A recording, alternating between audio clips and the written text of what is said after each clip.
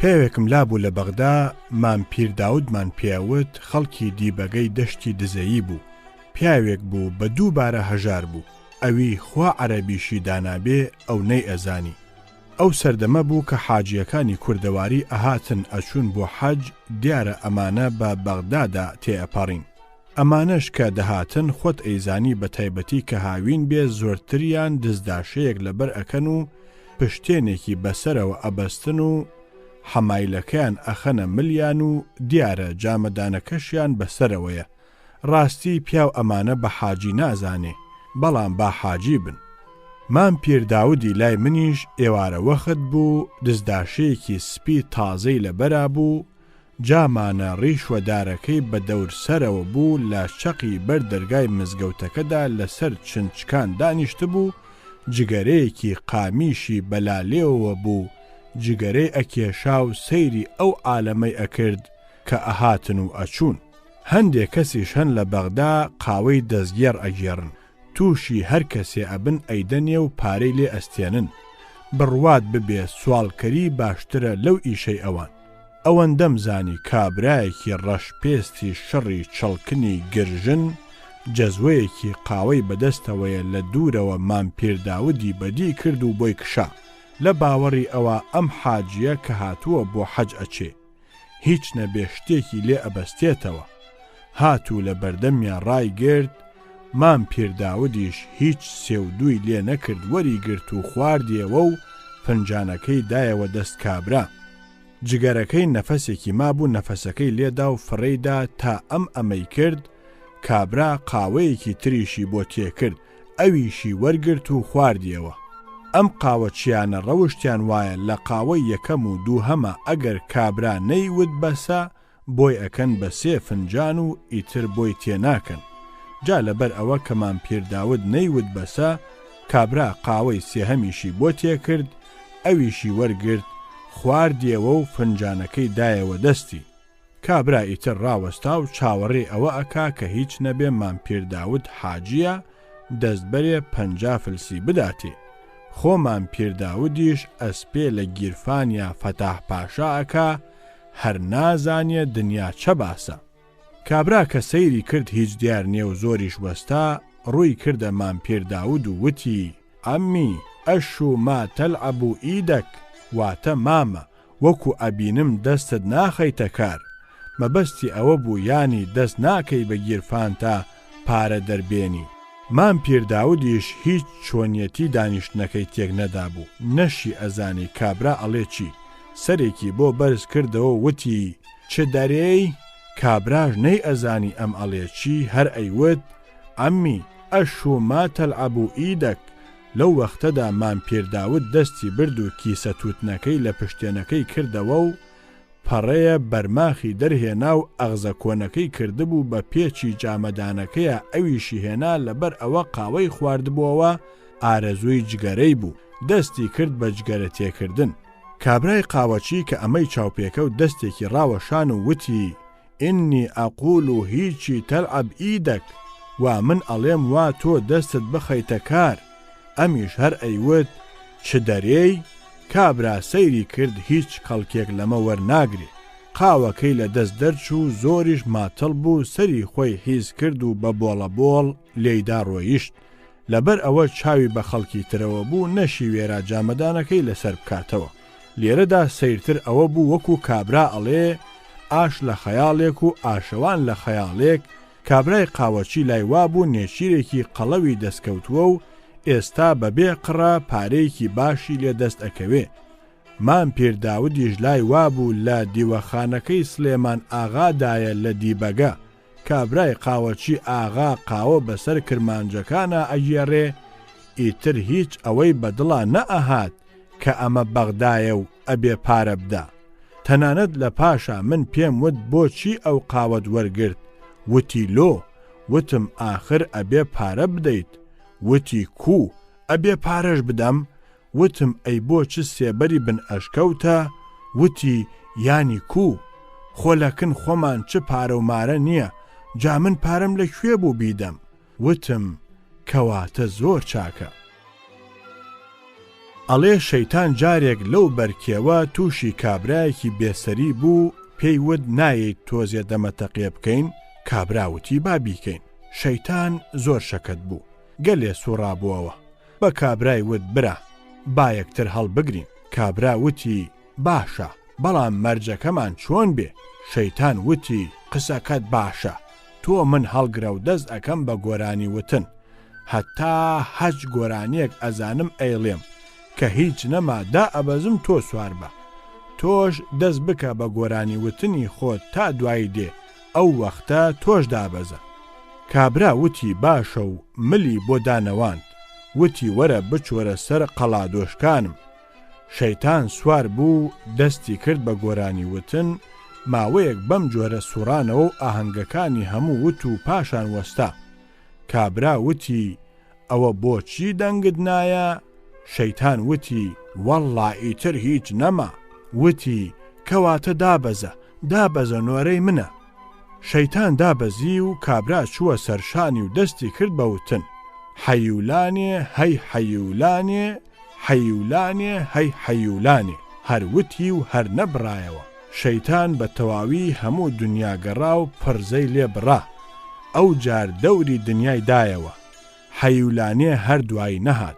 وتی ئەرێ ئەوە تۆ چیت کرد؟ ئەم گۆرانیە هەر دوایی نەهات. کابرای کوردە وتی لەکوێتە؟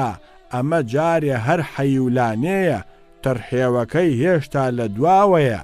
شەیتان وتی کاکە، نە لە من دەنگ و نە لە تۆ دەنگ، وەرە دابەزە بچۆ بەڕێی خۆتەوە. لەمە زیاتر ئیتر مەمگێ، ئیشم زۆرن، عالەم و زاڕۆڵەکانم بێخاوەن ماونەتەوە. سەدیق پاشا بۆی گێڕامەوە. سەدیق القادری وتی قایم بووم لە چوارتا. ئەشایەری ئەمدی و هەموو جار ئەچوون تاڵان و بڕۆیان لە وڵاتی بانە و سەردەشت ئەکرد و ئەهاتنەوە.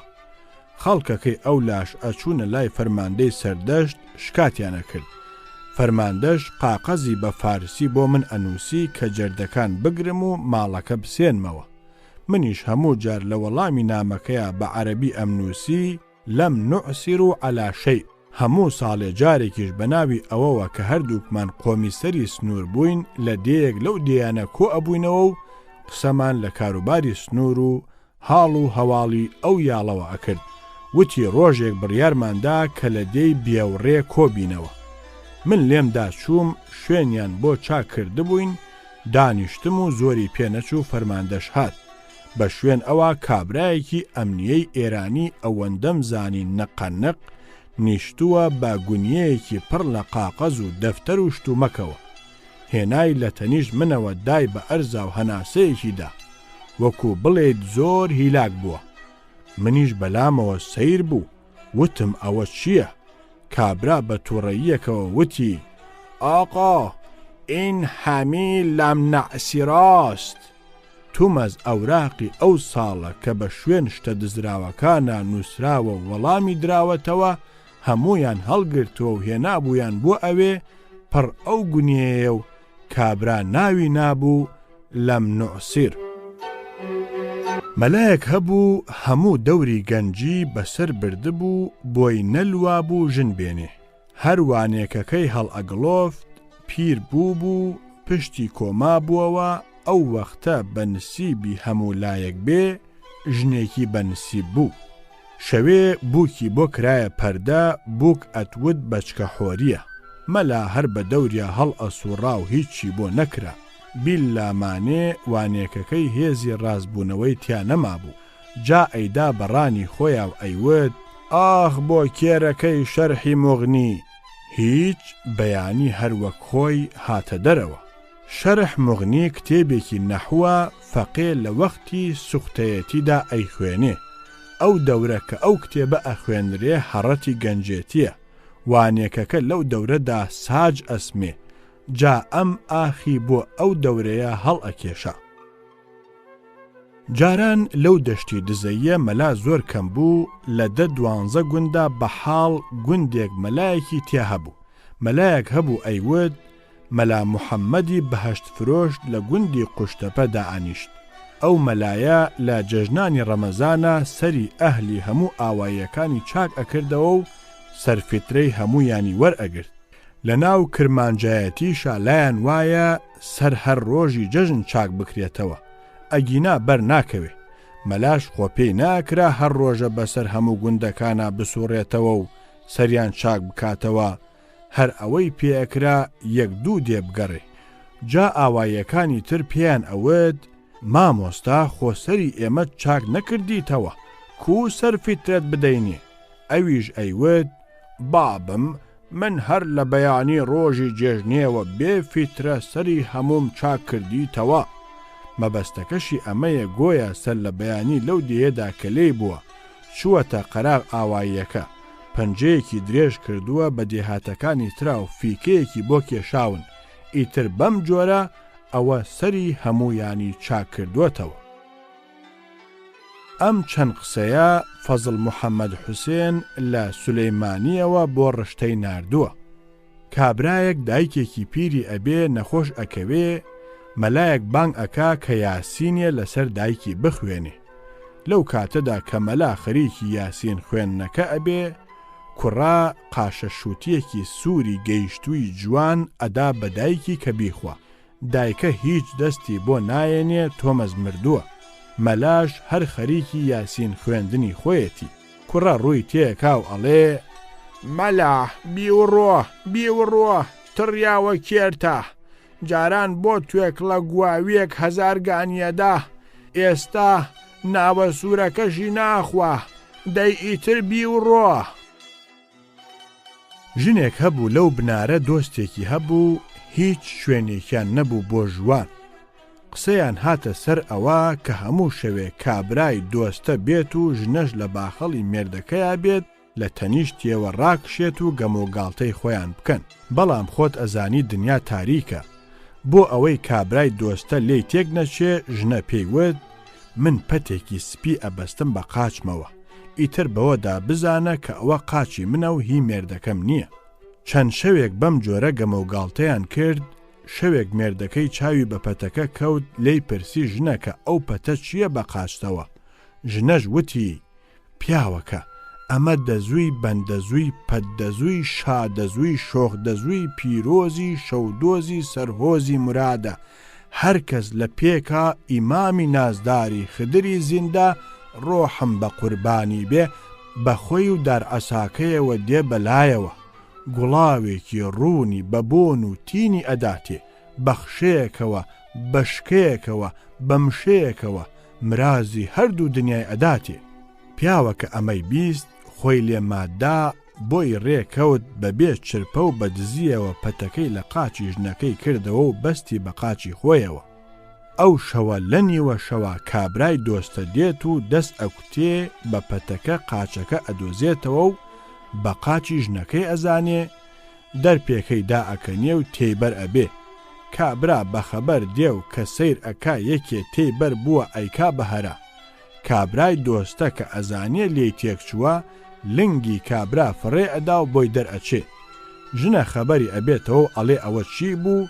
کابرا ئەڵێ سوانم مردیت مریە، حەزرەت خدر ڕۆحم بە قوربانی بێ، هێندەی نەمابوو بەدار ئاساکەی قونانم بدڕێ. دی خەبەرم بووەوە ئەویش چووەوە ژێر پەردەی غەریبی. مەلایەک هەبوو لە سولەیمانی، مەلا حەسەنە شێتەیان پێئەوت. بەم ناڵانی ئەخوێند کە تووڕە ئەبوو دەستی ئەکرد بە جنێودان و قوتابیەکانی بە لێداندا ئەگرتەوە. قوتابیەکی لاساری هەبوو ڕۆژێک زۆری لێدا. قوتابیەکە چووە بۆ ماڵەوە لای دایکی شکاتی کرد و وتی مامۆستا زۆری لێداوم. دایکیشی هات بۆ لای مامۆستا و دەستی کرد بە گلەیکردن کە بۆچی ئەوەندەت لە کوڕەکەم داوە.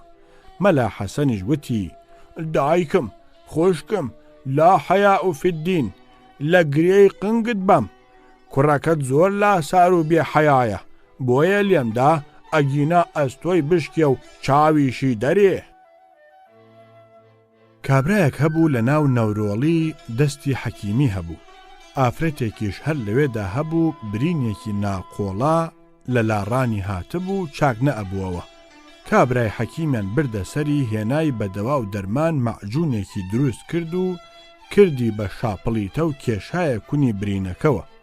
کونی برینەکە قوڵ بوو، شاپڵیتەکەش زۆر زل بوو. ئافرەتەکە لە تاو ئازارەکەی خۆی پێڕا نەگیرە. بیل لامانێ یەکێکی کەن. کابرای حەکیم ڕاچەنی و پاشان وتی: ئەهوو، لەکوێوە لێمدا و لەکوێوە دەرچوو. مەلا عەبدوڵڵای حەبانیە بۆی گەڕامەوە وتی: مەلا عەباسی گەڵاڵە وتی: ئەو سەردەما ڕەز ئەخەسێنرا، واتە ڕەزانەی ئەخرایە سەر.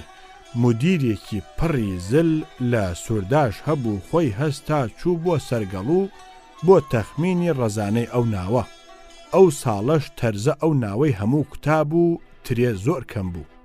مدیریش تند و تیژیەکی وای ئەنوان تۆزی ئەکرد. 6 بە تەشبیەکە، 7 ڕەبەیەکە ئەیدایە بەری. هەرچەند تکایان لێ ئەکرد کە زۆر نەنووسێ، ئەو زۆرتری ئەنووسی. شەوێ لە دیوەخانی حاجی شێخ عارف کۆ ئەبنەوە و دیوەخان گەرم ئەبێ، کوێخاو ڕیشسپی و پیاوماقوڵی ئەو وڵاتە هەموو لەوێ ئەبن و مدیریش بە فیزیەکەوە لەو سەرەوە دانیشتووە. هەرچەند ئەو عالەمە تکای لێ ئەکەن، ئەو هەر بای دێ و بەلای گوێیدا ئەڕوا. میرزا قادرێک هەبوو، خەڵکی سولەیمانی بوو، پیاوێکی ئەدیب و قسەزان بوو. زۆر دەمێک بوو لەو وڵاتە بوو. هەموو ئەیان ناسی و بە چاوێکی بەرزەوە سەیریان ئەکرد. کوت و پڕ میرزا قادر هات بۆ دیوەخان و خەڵکەکە هەموو لەبەری هەڵسان و لەو سەرەوە دایان نا. مدیر نە لەبەری بزوت و نە قسەشی لەگەڵ کرد. میرزا قەندەیەکی درێژی هەبوو دەری هێنا و تێی کرد و کەڵە پشکوێکیان بۆ خستە سەر و دەستی کرد بە مژلێدانی. حاجی شێخ مارف و دانیشتوان هەموو تکا لە مدیر ئەکەن تۆزێ لەم ڕەزانەیە کەم کاتەوە. مدیر بەگ هەر بە خەیاڵی شانایە. میرزا مژ ئەدا لە قەنە و گوێشی بۆ ئەم قسانە ڕاگرتووە کە سەیری کرد مدیر بەگ بە هیچ جۆر هەر بێزی نایە بۆ لەگەڵ ئەم خەڵکەدا قسە بکە. دەمی لە قەنەکە بەردا و ڕووی کردە مدیر و وتی: جەنابێ مدیر بەگ، مادام جەنابی حاجی شێخ عارف و ئەم هەموو خەڵکەت کات لێ ئەکەن، ئەگەر نەشکێنی گەلێ سەربەرزیە بۆ جەنابەت. مدیر ئەمجا هاتە قسە و ڕووی کردە میرزا قادر و وتی: ئەوە تۆ چ کارەی؟ ئەڵێ گونی منی وا خۆت قوت کردووەتەوە دێیتە قسەکردن. حاجی شێخ عارف و خەڵکەکە زۆر ئەم قسەیان لەبەر گران ئەبێ و بۆ میرزا قادریش دڵگران ئەبن، چونکە ئەو پیاوە لەو پیاوانە نەبوو کە قسەی وای دەربارە بکرێ. حاجی شێخ عارف بۆ دڵدانەوەی میرزا قادر ڕوو ئەکاتە میرزا و ئەڵێ: جەنابی میرزا قادر، دڵت هیچ نەکە، ئەوە جەنابی مدیر بەگاڵتەوە شتی وا فەرموێ، چونکە حەز لە نوکات و قسەی خۆش ئەکا. حاجی شێخ عارف لە دڵیشە ئەزانێ کە میرزا قادر ئەم قسەیە قوت نادا و وەڵامێکی باشی بۆ ئەدۆزێتەوە. ئەمجا میرزا قادر بەبێ ئەوەی هیچ خۆی تێک بدا، مژێکی تر ئەدا لە قەنەکەی و ڕوو ئەکاتە حاجی شێخ عارف و ئەڵێ: یا شێخ، قسەکەی مدیر بەگ زۆر جوانی فەرموو، خوا ئەوەی بکردایە من گونی ئەو بوومایە، بە ڕۆژ لەسەر قنگی خۆی و بە شەو لەسەر قوزی ژنەکەی بوومایە. مدیر بەگ کە ئەم قسەی بیست، چین ئارەقی دەردا و هیچ نەهاتە قسە. ئیتر دەست بەجێ بەو شەوە هەڵ ئەستێ هەر چەندە لەگەڵی خەریک ئەبن سوودی نابێ، سوار ئەبێ و ئەگەڕێتەوە بۆ کەرکووک. ڕەزانە و مەزانەی هەموو بەجێ هێشت. ساڵێک کوێخانامیق هەبوو، تیلەکۆیی بوو. لەو دەشتی گوێی شێروانە خستە بوو یان کوڕێکی خوشکەزای هەبوو تەلاقی خواردە بوو. بۆ ئەم مەسەلەیە هاتنە لام لە بەغدا، منیش کوڕێکی ترم لابوو. ئەمانە کە لە شێروانەوە خستە بوویان بەرەجووتێک لە ئاوایی کەلارەوە دوور بوون. لە پاش پرسیار و وەڵامێکی زۆر کوێخانامیق وتی: بیاژم چی؟ ئەم کوڕە نەگوەتیەسی، هەر ماڵمان تۆزیە لەولاترەوە بوایە لە ئاوایی کەلار 1000 تەلاقی وا بوایە قنچکێکی ناکەوت، کەچی وا ئێستا بە ناچاری کەوتگمەسە شوێنی وە وڵاتانە و یەکێکیش جواوێکی ڕاستم ناداوە دەسووە. محەممەد مەلا شەریف بۆی گەڕامەوە وتی مەلایەک هەبوو لای ئێمە کتێبێکی دەستنووسی کۆنی گەورەی گرتبوو بەدەستەوە متاڵای ئەکرد بە تەواوی تایە کوڵا بوو. کتێبەکە خۆی بە خەتێکی درشت نووسرا بووەوە، پەراوێز حاشیەشی هەبوو، ئەو بە خەتێکی زۆر ورد نووسرا بوو. پیاوێکیش هەر لەو گوندە بوو، سۆفی حەسەنیان پێئەوت زۆر بەدین و هەموو وەخت هەر لە خزمەت مەلا و فەقیهەکانە بوو. لەو وەختەدا کە مەلا متاڵای کتێبەکەی ئەکرد، ئەمیش چوو لە بندەستیەوە هەڵتوتا و سەیری مەلا و کتێبەکەی ئەکرد. مەلاش لەبەر خەریک بوونی خۆی هیچ ئاگای لەم نەبوو. سۆفی حەسەن لە پاش سیرکردنێکی زۆر وتی: مامۆستا، ئەوە دەزانی ئەو خەتە درشتانە بخوێنیتەوە؟ مامۆستا وتی: ئا. سۆفی وتی: ئای کسوەک مەلا. ئەمجار وتی: هەنووکەش دەزانی وردەکانیش بخوێنیتەوە؟ مەلا وتی: ئا. ئینجا وتی: ئای بەراز مەلا. مەلاش هیچ نوقم بووە و ئاگای لە هیچ نییە. حکوومەتی عێراق تازە دامەزرا بوو، بڵاویان کردەوە کە ئیمام بۆ سەرباز ڕائەگرن. چەند مەلایەک چوونە ئیمتیحانەوە. یەکێ لە پرسیارەکان ئەوە بوو کە عێراق چەند لیوای هەیە. مەلایەک هێنای لە وەڵامەکەیان نووسی: کاگەحمەی شێخ، شێخ عومەری بیارە، شێخ عەبدولقادری گەیلانی، شێخ جونەیدی بەغدادی و هەتا دوایی. بەم جۆرە 14 کەسی نووسی وتی ئەوەندەی ئەولیای تێدایە. هەر لەو ئیمتیحانەدا یەکێکی تر لە پرسیارەکان ئەوە بوو کە ڕەوشت و کردەوەی هارونە ڕەشید چۆن و چی بووە.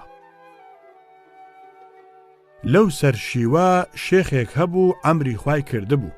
زۆرتر لە دەروێشەکانی لەو تیرەی ڕوغانیە بوون. هەندێکیان کۆ ئەبنەوە ئەچن بۆ پرسە و کۆڕی شین و شەپۆر گەرم ئەبێ و دەروێش لە تاو نەمانی شێخ هەموو حاڵ ئەیانگرێ. هەر یەکە بە جۆرێک بە باڵای شێخا هەڵ ئەدەن. پاش زیکر و فکر و تەهلیلە هەموو دائەنیشن و شێخ کوڕێکی مناڵی ئەبێ هەموو قسەیان دێتە سەر ئەوە بۆ ئەوە کە شوێن ئاگردان کوێر نەبێتەوە، ئەو کوڕەی لە شوێن دائەنێن. کوڕە دێنن و مێزەرێک ئەبەستن بەسەریەوە و لەسەر کەڵپۆستەکەی شێخ دایئەنێن. کوڕ مناڵ ئەبێ و بەو جۆرە خۆی ئەبینێ، ئەکەوێتە قنگە جوڵێ و ئەڵێ من ئیشم بەڕێوە نابرێ. زۆر لە های و هووی دەروێشەکانیش ئەترسێ. ئەمانیش گەلێکی لەگەڵ خەریک ئەبن و ئەڵێن نابێت تۆ بەشکە مرواریت، ئەبێ هەر لە شوێنی باوکت دانیشی و دەروێشەکان بەری بەڕێوە باوە جاخ کوێر نەبێتەوە. ئەمان زۆر ئەڵێن و ئەو کەم ئەبیستێ. دەروێش معرف ناوێکیان تیا ئەبێ ڕیشسپی و دەمسپی هەمویان ئەبێ. تەسبیحی زیکرەکەی بەدەستەوە بوو وتی: هەر ڕاستدا نانیشێ، ڕۆحم وە فیداوێ، دەساوە قەورەکەی شێخ نووزە لە دەمت بێتە دەرەوە، ئەو گەماڵە بۆرە ئەنێم وە خۆت و باوک تۆ، دەسا بخۆ، لەمە زیاتر زیکرەکەم لێ تێک مەدە، ئیتر بووڕێ تۆ. کوڕەکە کە ئەمە ئەبیستێ لە ترسانە نقەی لێ ئەبڕێ. پیاوێک هەبوو سەی ئەوڵقادری ناوبوو، خەڵکی ئەو وڵاتی دزەیە بوو. ساڵێک هاتبووە بەغدا بۆ ئیمامەتی لەشکەر. کوڕێکی تریش لە بەغدا هەبوو، دووکانی بۆیاخچێتی هەبوو. ئەویش هەر سەی ئەوڵقادری ناوبوو، نەخوێندەوار بوو. خەتی ڕەش و سپی لەیەک نەئەکردەوە. لەگەڵ ئەو سەی ئەوڵقادرەی ترا ناسراویان هەبوو. ڕۆژێک پۆستەچی کاغەزێک دێنێ لە سەرەکەی نووسرا بوو: مەولانا سەید عەبدولقادر. ئەیدا بەدەست ئەو سەی ئەوڵقادری بۆیاخچیەوە. ئەمیش قاقەزەکە ئەدا بەیەکێ بۆی بخوێنێتەوە، پاشان سەیرەکە ئەوی لە قاقەزەکەدا نووسراوە پەیوەندیەکی بۆوە نییە. ئەیزانی کە ئەمە هی سەی ئەوڵقادرەکەی ترا. قاقەز هەڵ ئەگرێ و کە سەید ئەچێتە لای قاقەزەکەی ئەداتێ. سەید کە سەیر ئەکا قاقەزەکەی هەڵپچراوە، پێ ئەڵێ: لۆ ئەم قاقەزەت هەڵپچڕیە.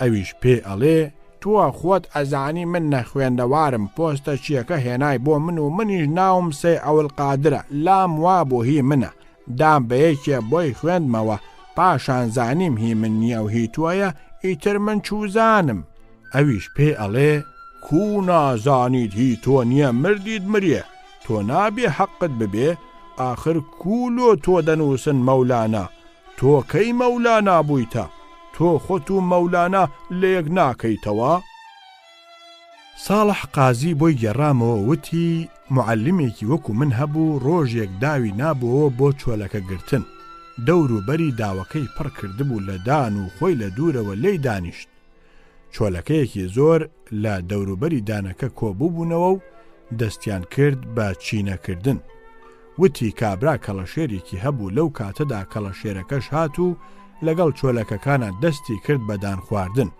مامۆستا ویستی کەڵەشێرەکە دەرکا بۆ ئەوە بەڵکو چۆلەکەکان نزیکی داوەکە بکەونەوە و ببن بە داوەکەوە بەڵام نازانێت چۆن ئەم کەڵەشێرە دەرکا ئەگەر ئەڵێ کش چۆلەکەکان هەڵافڕن ئەگەر ئەبزوێتەوە و بەردی تێئەگرێ دیسان هەل لەبەر چۆلەکەکان ڕێناکەوێ وتی چاک وایە بە زمانێک قسە لەگەڵ کەڵەشێرەکەدا بکەم کە چۆلەکەکان تێنەگەن زمانەکەش ئەمە بوو وتی کاف شین کاف شین کاف شین شەک شەک شاک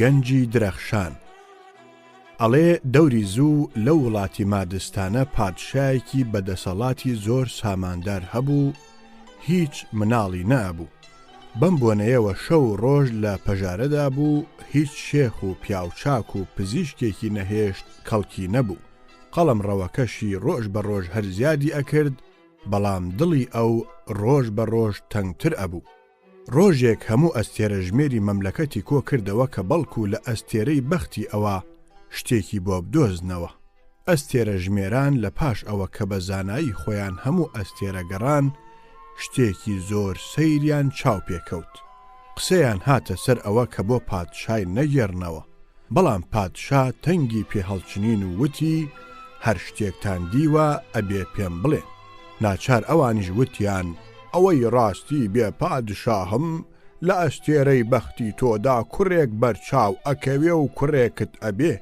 بەڵام ئەم کوڕە کە بوو بە تەمەنی 7 ساڵان مار پێوەی ئەدا و ئەمرێ پادشا بەمە لەلایەکەوە دڵخۆش بوو کە کوڕی ئەبێ لەلایەکیشەوە دڵتەنگ بوو کە کوڕی ئەمرێ وتی دیسان بۆم سیر بکەنەوە ئەستێرە ژمێرەکان هەرچەندە کلێن و قوژبنی ئەستێرەیان پشکنی لەمە زیاتریان بەرچاو نەکەوت وتیان پادشاهم لەمە زیاتر هیچی تر نییە تۆ کوڕێکت ئەبێ و قەزا و قەدەر وای هێناوە کە ئەبێ لەو تەمەنەدا و لە فڵانە کات و وەختا مار پێوەی بدا و بمرێ پادشا وتی خۆ لە حسابی ئەستێرەدا هەیە کە من کوڕێکم ببێ وتیان بەڵێ بەڵام قەزا و قەدەر وایە کە ئەبێ بڕوە وتی سا من ئەو قەزا و قەدەرە ئەگێڕمەوە و نایەڵم ڕوو بدا بەڵێ لە پاش ماوەیەک وەکو ئەستێرە ژمێران وتبوویان پادشا خوا کوڕێکی پێ ئەدا و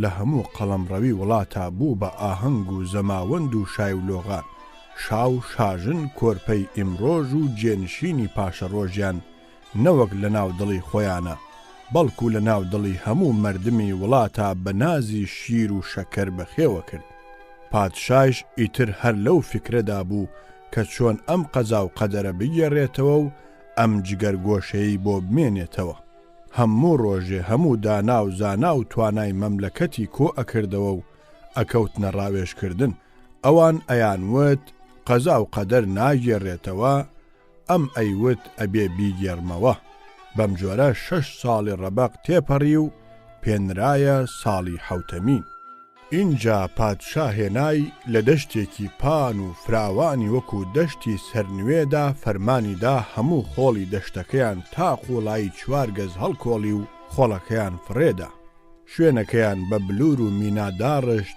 ئەم دەشتە هەتا چاوکاری ئەکرد بەم جۆرەی لێکرا پاش ئەوە هێنایان لە ناوەڕاستی دەشتەکەدا 4 کۆڵەکەی زۆر ئەستور و زۆر درێژیان هەر لە بلور و مینا داڕشت و بردیان بە ئاسمانە چوار زنجیری ئەستوری بلووریان هێنا لەگەڵ کەتێکی گەورەی داڕژاوی بە تووراغی بلور، ئەمەیان بەم جۆرە هەموو ئامادە کرد و هەرچی تیر ئەنداز و تیر بەدەستی مەملەکەت بوو هەموو کۆبوونەوە و چاوەڕێی وەخت و سەعات بوون.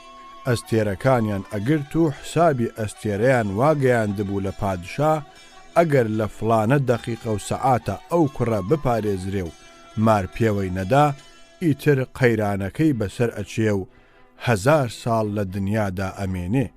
وەخت نزیک بووەوە و هاتە ڕۆژی قەیران. اینجا کوڕەکەیان هێنا و قوتیان کردەوە و خستیانە ناو کەتەکەوە. زنجیرەکانیان هێنا، سەری هەر زنجیرێکیان شەتەکدا بەیەکێ لە کۆڵەکە بلوورەکانەوە، ئەو سەرەکەیان بەست بە بێچکەی کەتەکەوە و ڕایان کێشا. کەتە بەرز بووەوە چوو لە ناوەڕاستی ئاسمانەوە ڕاوەستا. تیر ئەندازان و تیر بەدەستان هەموو خۆیان ڕوود کردەوە و تیر لە کەوان و هەر یەکە دوو چاویان پێوە بوو بە 4 چاو سەیری ئەملاو ئەولایان ئەکرد. ئەم هەموو ئیشەیان بۆ ئەوە کرد کە نەوەک مار پەیدا ببێ و یا کوت و پڕخۆی لە شوێنێ ویا لە جلوبەرگی یەکێکە حەشاردا بێ. وردە وردە وەختی قەیران هەر ئەهات و نزیک ئەبووەوە و مار لە هیچ لایەکەوە دیار نەبوو. خۆ ئەگەر ماری هەموو دنیاش کۆ ببوایەوە لەوانە نەبوو بتوانێ بگا بەو کوڕە، چونکە قەیران هەر زۆر کەمی ماوە و مار لە هیچ لایەکەوە دیار نییە. هاتە سەر ئەوە کە نیو دەقیقەی ماوە بۆ ڕەتبوونی قەیرانەکە. کوت و پڕ لە دوورەوە سەیریان کردووە حاجی لەقلەقێک ڕووبەڕووی کەتەکە هات و مارێکی بەدەمەوەی. تیر ئەندازان و کوتەک بەدەستان و هەموو عالەم شڵەژان. ناڵە و نەوا لە جەرگی فەلەکەوە بەرز بووەوە. تیر ئەندازان کەوتنە تیر هاویشتن. حاجی لەقلەق نزیک بووەوە و تۆزێکی مابوو بۆ سەرکەتەکە. تیر ئەندازێک تیرێکی هاویشت بۆ مارەکە و تیر هیچ سەری نەکرد بە هاژەهاژ چوو نووسا بە گەروی حاجی لەقلەقەوە. حاجی لەقلەق ماری لەدەم بەر بووەوە و مارکەوتە ناو کەتەکەوە و دای بە کوڕەکەوە و کوڕە مرد. چرخی زەمانە پێکەنی قاقا و ئافرینی کرد لە عەقلی بەندەی لاواز و لە دەستی تیر ئەندازان. پێکەنی بەوە کە گۆیا ویستیان قەدەر بگێڕنەوە. ئافرینیشی کرد لەو تیر ئەندازە کە چۆن توانی لەو ئاسمانەوە ئەو تیرەی سەرنەکاو بدا لە گەروی ئەو حاجی لەقلەقە. جارێک دوو کابرا لە بەینی دوو شاخە ڕێگری ئەکەن. کاروانشی تووشی ئەبێ بە تووشیانەوە ڕووتی ئەکەنەوە و دێنە سەر ئەوە کە بشی کوژن. کابرا گەلێکیان لێ ئەپارڕێتەوە کە نەیکوژن و هەر شتومەکەکەی لێ وەرگرن و لێی نەدەن و بڕۆن. هەتا ئەم زیاتر ئەپاڕایەوە ئەوان زیاتر تۆڕە ئەبن. پێیان ئەڵێ کوڕینە، خوا ڕەوای حەقی نییە لە خۆڕایی بۆچی ئەم کوژن؟ خوا ئەم حەقە ون ناکاو تۆڵەتان هەر لێ ئەکاتەوە. ئەوان لەم قسەیە ئەوەندەی تر شێدگیر ئەبن ئەڵێن تۆڵەی چی و حەقی چی؟ کوا کێ هەیە لەم دەشتە چۆڵەکە بتوانێ حەقی تۆ وەربگرێ؟ ئەمە ئەڵێن و پەلاماری ئەدەن و ئەیکوژن. لەو کاتەدا کە ئەیکوژن دوو کەو لەم بەری شاخەکەەوە هەڵ ئەفڕن بۆ ئەو بەری شاخەکە. کابرا ڕوویان تێئەکاو ئەڵێ کەوەکان بە شاهێد بن ئەم کابرایانە لە خۆڕایی و بەناحەق منیان کوشت. ئەمە ئەڵێ و گیانی دەرئەچێ. چەند ساڵێکی زۆر بەسەر ئەم کارە ساتە تێئەپەڕێ و کابرا وەکو کوژرا خوێنی هەروە ڕۆی. ڕۆژێک ئەو دوو کابرایە کە ئەم چەند ساڵە هەر ئیشیان جەردەی و پیاو کوشتن بووە، بە میوانی لە وڵاتێکی دوور لەو کوێستانە ڕێیان ئەکەوێتە ماڵی ئاغایەک و لە دیوەخانە دائەنیشن. ئاغا زۆر خزمەتیان ئەکاو بە دەوریانە دێ. نایان ناسێ کە ئەمانە جەردە و ڕێگرن. شەوێ ناندا ئەنرێ و پڵاو و گۆشتێکی زۆر دێتە ناوەوە. کابراکان سیر ئەکەن وا دوو کەو بە ساغی ئاوەڕوت کراون و سوور کراونەتەوە و لەسەر دەوریە برنجەکە دانراون. یەکێکیان سەیری ئەوی کەیان ئەکاو زەردەخەنەیەک ئەیگرێ. ئاغا ئەڵێ ئایا نانەکە خراپە؟ ئەگەر خراپیش بێ ئەبێ ببورن. کابرا ئەڵێ ناوەڵا لەبەر ئەوە نییە، نان و خوانێکی زۆر ڕێک و پێکە، بەڵام یادگارێک بوو لە بەینی خۆمانە کە ئێستا ئەم کەوانم چاو پێکەوت ئەو یادگارم هاتەوە بیر. بۆیە پێکەنین گرتمی. نان خورا و هەڵگیرا، بەڵام کابرای خانەخوێ ئەو زەردەخەنەی کابرای هەر لە دڵیا بوو بەگرێ و لە دڵی دەرناچوو. دیسان ڕووی تێکردنەوە و وتی: فڵانی زۆر حەزەکەم سەمەرەی ئەو پێکەنینەت تێم بگەێنی، چونکە من هەروە چووەتە دڵمەوە کە بە نانەکەی من پێکەنیوی. کابرای میوانیش کە زانی وایە وتی: تۆ دڵت هیچ نەکە، کەواتە مەسەلەکە ئەمەیە، من و ئەو هاوڕێیەم چەند ساڵێک لەمەوبەر پێش لەو وڵاتە ڕێگریمان ئەکرد، لە شیوێکا تووشی کابرایەک بووین ڕوتمان کردەوە و سەرڕای ئەوە هاتینە سەر کوشتنیشی. کابرا زۆر پاڕایەوە کە نەیکوژی، لەو کاتەدا کە کوشتمان دوو کەو بەوێدا تێئەپەڕین. ئەوەندە عەقڵی وابوو هات ڕووی کردە کەوەکان، وتی: کەوەکان ئێوە بە شاهێد بن کە ئەم پیاوانە بەناحەق من ئەکوژن.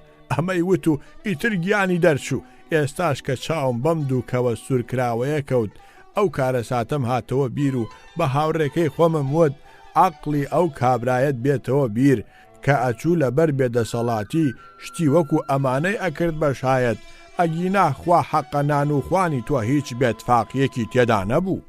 کابرای خانەخوێ تۆزێ سەری داخست و پاشان سەری بەرز کردەوە وتی: کوڕێنا، ئێوە ئەزانن کەوەکان شاهیدیان لێدان؟ وتیان: چۆن؟ وتی: وا ئەم کەوە سوورکراوانە ئێستا بە منیان وت کە ئەم دوو کابرایانە لەسەر هیچ چوو بەناحەق ئەم پیاوە بێگوناهەیان کوشت و ئێمە شاهیدین، کەواتە ئەبێ لە خوێنی ئەو پیاوەدا بیان کوژیتەوە و نەیەڵی دەرچن. کابراکان وتیان: چۆن شتیوا ئەبێ؟ ئەمە قسەیەکی کۆن بوو، ئێمە گێڕامانەوە، تۆ چۆن ئەبێ شتیوا بڕوا بکەی؟ ئەمە هەر دەمەتەقەیەک بوو کردمان. ئاغا وتی: بەسەری ئێوە هیچ چار نییە و کەوەکان شایەتیان لەسەرتان داوە و خۆیشتان بەدەمی خۆتان وتتان خوێنی ناحەق و ناڕەوا و ستەمی نابەجێ تا سەر نابێ. مەسەلی کوردی خۆمانە ئەڵێ زاڵم زەواڵی هەر بۆ ئەگا. وەڵڵا بەسەری تۆ نەیهێشت ڕۆژ بێتەوە هەردووکی نان بە نیشانی تفەنگەوە. جا ئەمەیە ئەنجامی جەور و ستەمی ناحەق. لە قسەی گوێ ئاگردانی کوردەواریە ئەڵێ جارێک ئەنەوشیروان و بەختەکی وەزیری بە قەراغ شاری مەدائیندا ئەگەڕان. ئەو سەردەما ئەنەوشیروان پیاوێکی زۆر ستەمکار و زاڵم بوو.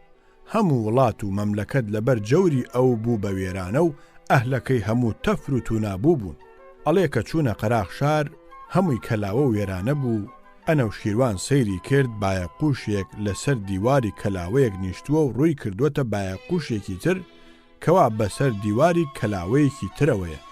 کلکی هەڵ ئەتەکێنێ و بەسەر ئەوی ترە ئەخوێنێ، ئەوی تریش بەو جۆرە هەڵ ئەستێتەوە وەڵامی ئەداتەوە. بەختەک لە زمانی هەموو جڕ و جانەوەرێکی ئەزانی. ئەنەوشیروان ڕووی تێکرد و وتی: بەختەک ئەوە ئەو کونە پەپوانە ئەڵێن چی؟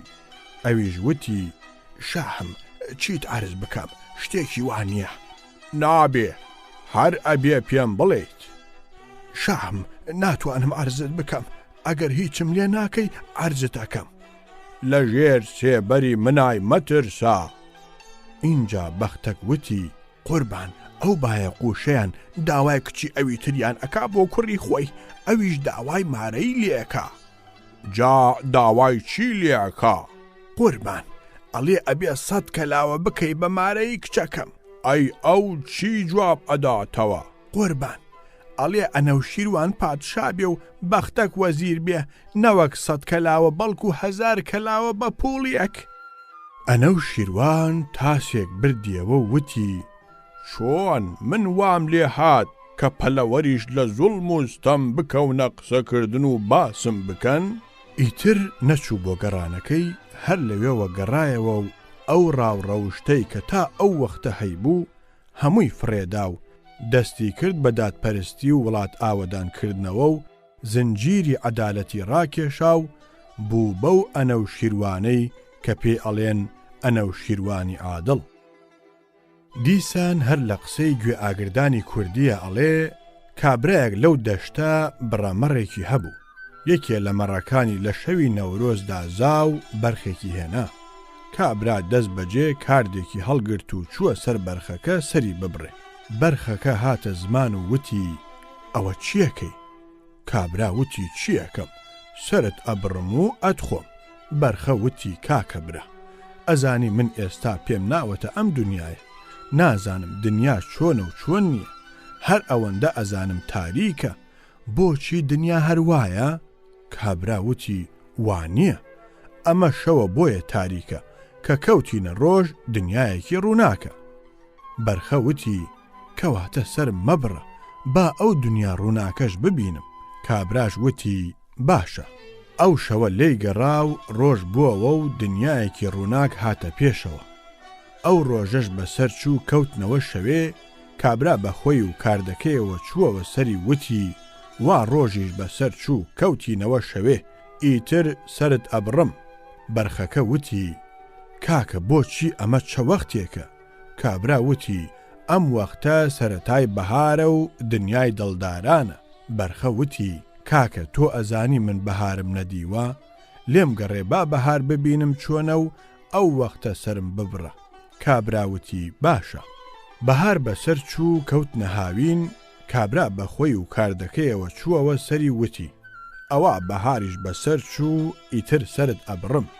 بەرخە وتی بۆچی کەوتوینەتە کەی؟ وتی کەوتوینەتە هاوین.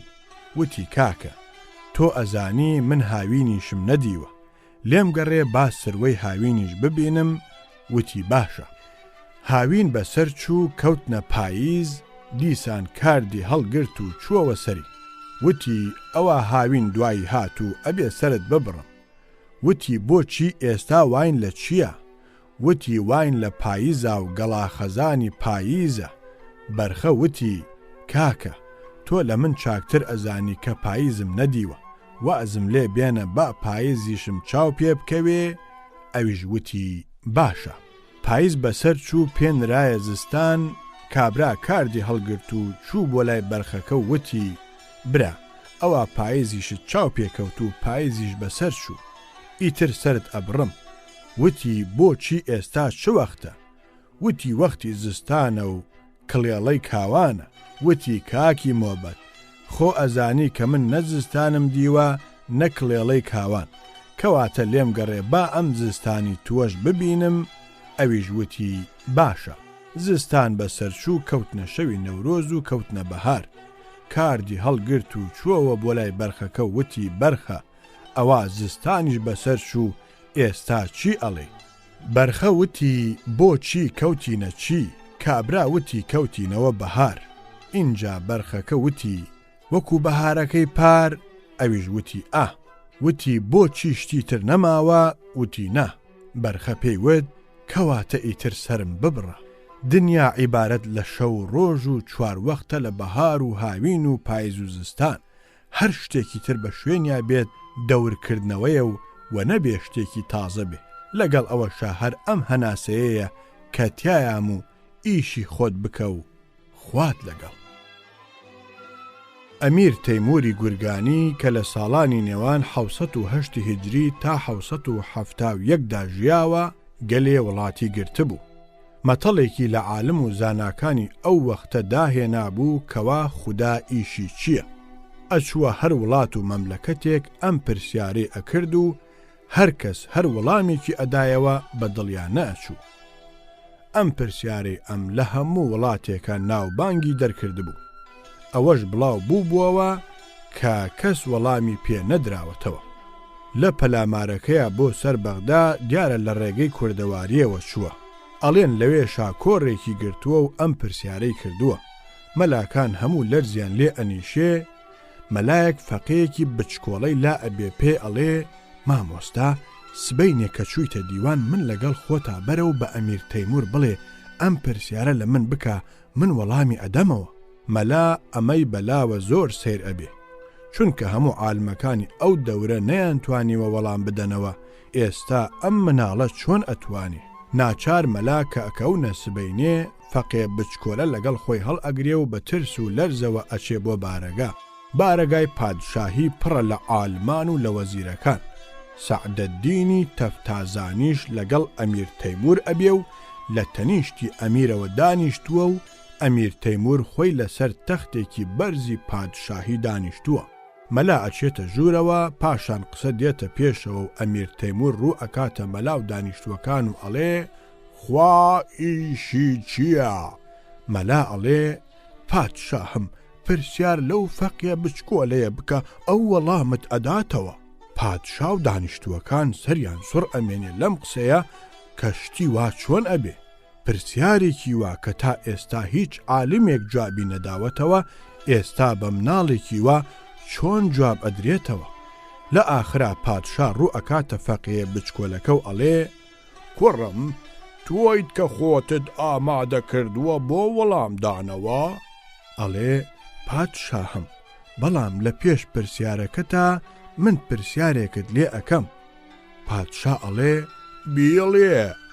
فەقێ ئەڵێ پادشاهم ئەو کەسەی پرسیاری لێ ئەکرێ لە شوێنی بەرزدا ئەنیشێ یا ئەو کەسەی کە پرسیار ئەکا؟ پادشا ئەڵێ دیارە ئەو کەسەی پرسیاری لێ ئەکرێ. فەقێکە ئەڵێ کەواتە تۆ هەستە وەرە شوێنەکەی من و من دێمە شوێنەکەی تۆ. پادشا و دانیشتوان هەموو لەم قسە قوتە سەریان سوڕ ئەمێنێ و پادشا قسەکەی ئەچێ بە دڵیەوە و هەڵ ئەستێ لەسەر تەختەکە دێتە خوارەوە و فەقێ ئەچێتە سەر تەخت و ئەم بەچۆکە لە بەردەمیادا ئەنیشێ. ئینجا فەقێ ئەڵێ ئێستا پرسیارەکەت بکە. پادشا ئەڵێ خوا ئیشی چییە؟ فەقێ بەبێ وەستان ئەڵێ ئیشی ئەوەیە تۆ لەسەر تەخت دێنێتە خوارەوە و من ئەخاتە سەر تەخت. پادشا و دانیشتوەکان لەم وەڵامە واقیان وڕ ئەمێنێ. پادشا وەڵامەکەی ئەچێتە دڵیەوە هەڵ ئەستێ ناوچەوانی فەقێ ماچ ئەکا و فەقێ ئەڵێ پرسیارت تەواو بوو؟ ئەڵێ باڵێ. ئەڵێ کەواتە وەرەوە شوێنی پادشاهی خۆت و من دێمەوە شوێنی خۆم. من تەنها بۆ ئەوەندە ماوە شایستەی ئەم شوێنە بووم، لە ئێستا بەدواوە ئیتر شایستەی تۆیە و هەرکە بۆ شتێک دروست کراوە. لە کوردی لای ئێمەدا هەیە ئەڵێ نان بۆ نانەوا و گۆشت بۆ قەساب. ئەمە ئەڵێ و هەڵ ئەستێ دێتە خوارەوە. ئەمیر تەیموور ئەم قسانەی لە جەرگی وەڵامەکە زیاتر پێخۆشتر ئەبێ و هەموو عالم و دانیشتوەکانیش ئەی سەلمێنن کە وەڵامەکەی و قسەکانی هەموو لە شوێنی خۆیان بووە و هەموو بەرزی و نزمیەک سەرچاوەکەی ئەچێتەوە سەرخوا. هەندێک ئەڵێن ئەم مناڵە وەختی خۆی سەعدەدینی تەفتازانی بووە، بەڵام وانە. بەڵێ سەعدەدین هاوڕێی ئەمیر تەیموور بووە و زۆر پایە بەرز بووە لە لای. ئەوەندە هەبووە وەختێک کە ئەو بووە بە هاوڕێی ئەمیر تەیموور پیاو بووە و تا 1992 هیجری لەگەڵ یا بووە و پاشان مردووە. کابرایەک هەبوو لەو سەرە سامان و ماڵەکەی لەوان نەبوو. لە هەموو ئەو وڵاتەدا ناوی دەرکردبوو، لە جووت و بەرەجووت، لە گوند و ئاوایی، لەرزە و باخ، لە پارە و پوڵ هەڵی دابووەوە مەگەر خوا بیزانێ. کۆشکێکی دروست کردبوو لەو دەورە و لەو ناوەدا مەگەر هەر کۆشکی پادشاهی وابوایە. بە هاتوچۆکردنی نۆکەر و کەنیزەکان و بە پڕمە و حیلەی ڕەوە ئەسپان و قەڵەمباز بەستنی توولە و تانجی بە دەنگی نەوای بولبول و قمری لەسەر چڵی داران و لە ناو باخچەی گوڵستانە و بە خوڕەی جۆگە لە ئاوی ناو حەوزی کافوری ژیانی ئەم کابرایە بوو باژێنی دڵداران، بوو بەو کەسانە کە لەم دنیایەدا بەهەشتی بەرینیان دەستکەوتووە.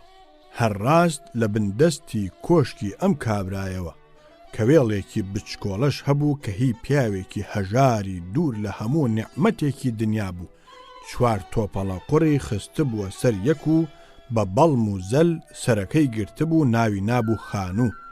خۆی و ژنەکەی بە شەو تایە دەحەسانەوە و بە ڕۆژیش هەر ئەوەندەیان ئیش دەست ئەکەوت کە نانێکی هەرزەنیان دەستکەوێ و هیچی تر. ڕواڵەت پەرستی دنیا زۆر سەیرە، ئاگر و ئاو، ڕەش و سپی، تاڵی و خۆشی زۆر جار لە تەنیشت یەکەوە. کۆشکی ئاغا بەو هەموو خۆشی و جوانیە، بەو هەموو خواردن و پۆشینی ڕەنگا و ڕەنگ و نازداریە پیاو هیچی تری لێ نابینێ تەنها کامەرانی نەبێ. کۆڵیتی کابرای هەژاریش بەو هەموو خراپی و پیسیە، بەو ڕوت و قوتی و بێنان و بێبەرگیە دیسان پیاو هیچیش لەوە نابینێ تەنها کەساسی و دڵتەنگی نەبێ. کەچی وەکو ئەم بورجە ئاجیە و ئەم زنجە ئاتاجیە لە تەنیشتێکەوە لە ژێر سێبەری بستێکی ئاسمانە کۆبوونەتەوە لە ناو هەردوو کیشیانە تاڵی و خۆشی هەرکۆبووەتەوە نە ئەو بە تەواوی و نە ئەمیش بە تەواوی کەوتونەتە کۆشی کەساسی و ناخۆشیەوە وەکو ئەوەی ڕواڵەتەکەی بانگ ئەکا.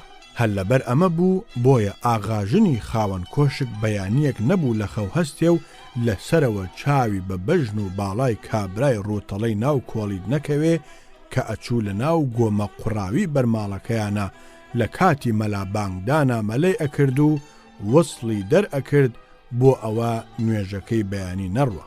کەچی مێردەکەی ئەمیش بە 2 هەفتە جارێ ڕێی نەئەکەوتە گەرماوێ و ئەو کۆشکە جوانە کە ئاوەکەی ئەتوت چۆڕی شیرە و ناوەکەی ئەتوت ئاوێنە بەندی دەرگای میرە هەر نەبوو جارێک ڕێکەوێ و بڵێ نێتمە بەم ئاوا لەش پیسی لەسەر خۆم لا ئەبم. ئەم دوو دیمەنە کاری کردە دڵە ناسکەکەی ژنی ئاغا و یا ژنی ئاغای خاوەن کۆشکی فراوانی دڵتەنگ کرد. ناچار ئەمیش ئاگری جگەر هەڵی گرت و ڕووی کردە مێردەکەی وتی پیاوەکە ئەو ژن و پیاوەی کە لە تەنیشتمانەوەن لێفەیان ئاسمانە و ڕایەخیان زەوی شەو نییە بەبێ شەوچەرەی بووکێنی ڕۆژکەنەوە و بەیانیەک نییە لەشیان بە ئاوی کام تەڕ نەکەنەوە خۆراکی گەورەیان هەرزەنە و تەڕایی دەمیان دۆی ترش کەچی ئێمە بەم هەموو ناز و نیعمەت و شوێنی دڵگوشاد و ماڵ و سامانەوە جارێک نابینم بە هیوای ئارەزوویەکەوە دەستێک لە گردنی یەک بکەین. ئەمە چ ڕۆژێکە و ئەمە چ ژیانێکە ئێمە هەمانە. مێردەکە وتی ئافرەت ئەوان وایان بۆ هاتووە ئێمەش وامان بۆ ئەلوێ مەگەر ئەو ناز و نازداریەی ئێمەی تیاین ئەوانی تیابوونایە نەوەک مانگێک بەڵکو بە ساڵێ جارێکیش پێیان ناکرێ ئاور لە شەوچەرەی بووکێنی بدەنەوە. ماوەی زۆری خایان پیاو زۆری وت و ژنە کەمی بیست. لە ئاخرا پیاوەکە وتی ئەم هەویرە ئاوی زۆر دەوێ ئەگەر هەروە بڕوە ئەم ژنەم ئەکەوێتە دنیایەکی ترەوە نەوەڵڵا وا چاکە با چاری بکەم. ڕۆژێک ناردی بە شوێن کابرای هەژاری دراوسەی داهات پێیوت تۆ ئیشت چییە؟ وتی قوربان بۆ کۆڵکێشی ئەچمە بازار 4 کۆڵ بۆ 4 کەس هەبوو هەڵی ئەگرم و شتێکم ئەدەنیە و دێمەوە و ئیتر شکری خوا ئەکەم. ئاغای خاوەن کۆشک وتی باوکم تۆ حەقی دراوسێتیت بەسەر منەوە هەیە نامەوێ وا ڕابێری ها بگرە ئەمە 100 لیرە بچۆ دوکانێکی پێدانێ و پێوە دەست بکە بە کەسابەت و تیجارەت. دەستی برد 100 لیرەکەی نایە بەردەمی وتی هەر وەختیش کە بوود اینجا بم دەرەوە ئەگەر نەشت بوو ئەوە هیچ. کابرا گەلێ دوعای خێری بۆ کرد و بە دڵێکی پڕ لە خۆشیەوە 100 لیرەی هەڵگرت و هاتەوە. ئەو شەوە کەوتە لێکدانەوە کە چی بکاو چی نەکاو چی بکرێت و بە چیەوە خەریک بێ. لەوانە بوو خەوەکەی لێ تێک دەشوو گەمە و گاڵتەکەشیان نەکرد. شەوی دوایی هەر بەو جۆرە و سەرباری ئەوەش پەژارە دایگرت کە ئاخۆ ئاخری ئەم ئیشەی بەچی ئەبێ و بەچی نابێ. ئەو شەوەش هەر هیچ بە هەر جۆر بوو بە شەوی سێهەم پوچەڵێک کرا. لەو لاوە ژنی ئاغای خاوەن کۆشک بەیانیان وەکو جاران سەرەتاتکێتی بزانێ کابرای دراوسیان لەسەر ئیشی خۆی ماوە سەیری کرد 2 شەوە بەیانیان مەلە و وەسڵەکەی نەماوە. چوو بە مێردەکەی خۆی وت ئەویش وتی جارێ هێشتا لەکوێتە وەلە کوبانە وەلە کوبان. کابرا لەم لاوە ڕۆژی سێهەم چوو هەندێک شتومەکی کڕی و دوکانێکی دانا کە دوکانی دانا و کەوتە ناو پارە و حساباتەوە نە شەوچەرەی بووکێنی لە فکراما و نەخواردن و نووستنیشی بۆ ئەکرا. بە جۆرێک خەریک بوو نە شەوی شەو بوو نە ڕۆژی ڕۆژ ئەوی لە دڵیان نەهاتایە هەر ئەو ئیشە خێرە بوو. ژنەکەشی جارجار دەستێکی تێوە ئەژەند کە پیاوەکە بۆچی وات لێ هاتووە پیاوەیش ئەوە کەوتووەتە عالەمێکی ترەوە. ئەم جاژنەی خاوەن کۆشک چووە لای مێردەکەی خۆی وتی پیاوەکە تێم ناگەێنی ئەمە چە باسێکە جاران ئەمانە وەکو چۆلەکە وابوون کەچی ئێستا 1000 خۆزگە بە ئێمە. پیاوەش وتی ژنەکە چیت تێ بگەێنم ئەمانە لە هەوڵەوە هیچ شتێکیان نەبوو بە تایبەتی پیاوەکە ئەوی کە فکر و خەیاڵ خەریک بکە ئەو نەیبوو هەموو شتێکیان هاتبووە سەر ئەو ئیشە ئێستا پەژارە و هەڵسوڕاندنی ئەو چوار پوڵە کە بەدەستیەوەیە خەریکی کردووە و ئیتر بەسەر هیچی تریەوە ناپەرژێ ئەمەیە ئیشی دنیا ئەوی بانی زۆرترە بەفری زۆرترە کەواتە پەڕۆیەک لە حاڵی من دادڕە کابرای هەژار هەندێک شتومەکی کڕی بوو فرۆشت بوویەوە شەوێ لە ناو جێگاکەدا کەوتە پەژارەی ئەوە کە ئەم جارە چی بکڕێ ئایا ئەگەر شتێکی تری کڕی تایە سەر ئەکەوێ یا پارەکەی ئەڕوا ئەم شەوەیان هەر بەجارێ تێکچوو وەختێک بەخۆی زانی گزنگی بەیان لە کڵاو ڕۆژنەی کۆڵیتەکەوە هاتە خوارەوە ئەو وەختە هۆشی هاتەوە بەخۆیە دەنگی نەکرد تا هەتاو کەوت هەستا 100 لیرەکەی هەڵگرت و چووەوە بۆ لای ئاغای خاوەن کۆشک و وتی قوربان خوا ڕاوەستاوت کە ئەمە 100 لیرەکەت و خۆشیەکەی جارانم بدەرەوە نەوزاد لە خانەوادەیەکی گەورە و بنەماڵەیەکی ناودار بوو بە پێی ڕۆژ و چەرخ بەرەبەرە لە پلەی خوێندەواریدا سەرکەوت هەر بۆ خوێندن ڕووی کردە وڵاتان و دانیشگا بەرزەکان باوکیشی هیچ درێغی لێ نەئەکرد چۆن درێغی لێ ئەکا ئەو بە سامانی زۆر لە هەموو وڵاتان ناوبانگی دەرکرده بوو نەوزادیش بە زیرەکی و دانایی مامۆستاکانی دانیشتسەرا و دانیشگاکانی کردبوو بە ئەموستیلەی دەستی بەم هۆیەوە هەچ خوێندنێک هەبوو نەوزاد تەواوی کرد و هیچ نەمایەوە کە دەستی نەیگاتێ ڕۆژانی قوتابیەتی با زۆر درێژەش بکێشێ هەر دەوری گەڵاڵێ ئەوی بیەوێ پەرە بسێنێ و بکەوێتە ناو دەریایەکی زانای و فکرەوە ئەو ڕۆژانەیە کە دەوری دەرس خوێندن لە کۆڵ ئەبێتەوە و خۆی ئەکەوێتە ناو ئەو دەورەوە کە باوەڕی لەسەر نەفسی خۆی بێ و بە پشتیوانی مۆتاڵا و کۆشی خۆی پێبگەێنێ جا هەریەکە لە ڕوویەکەوە و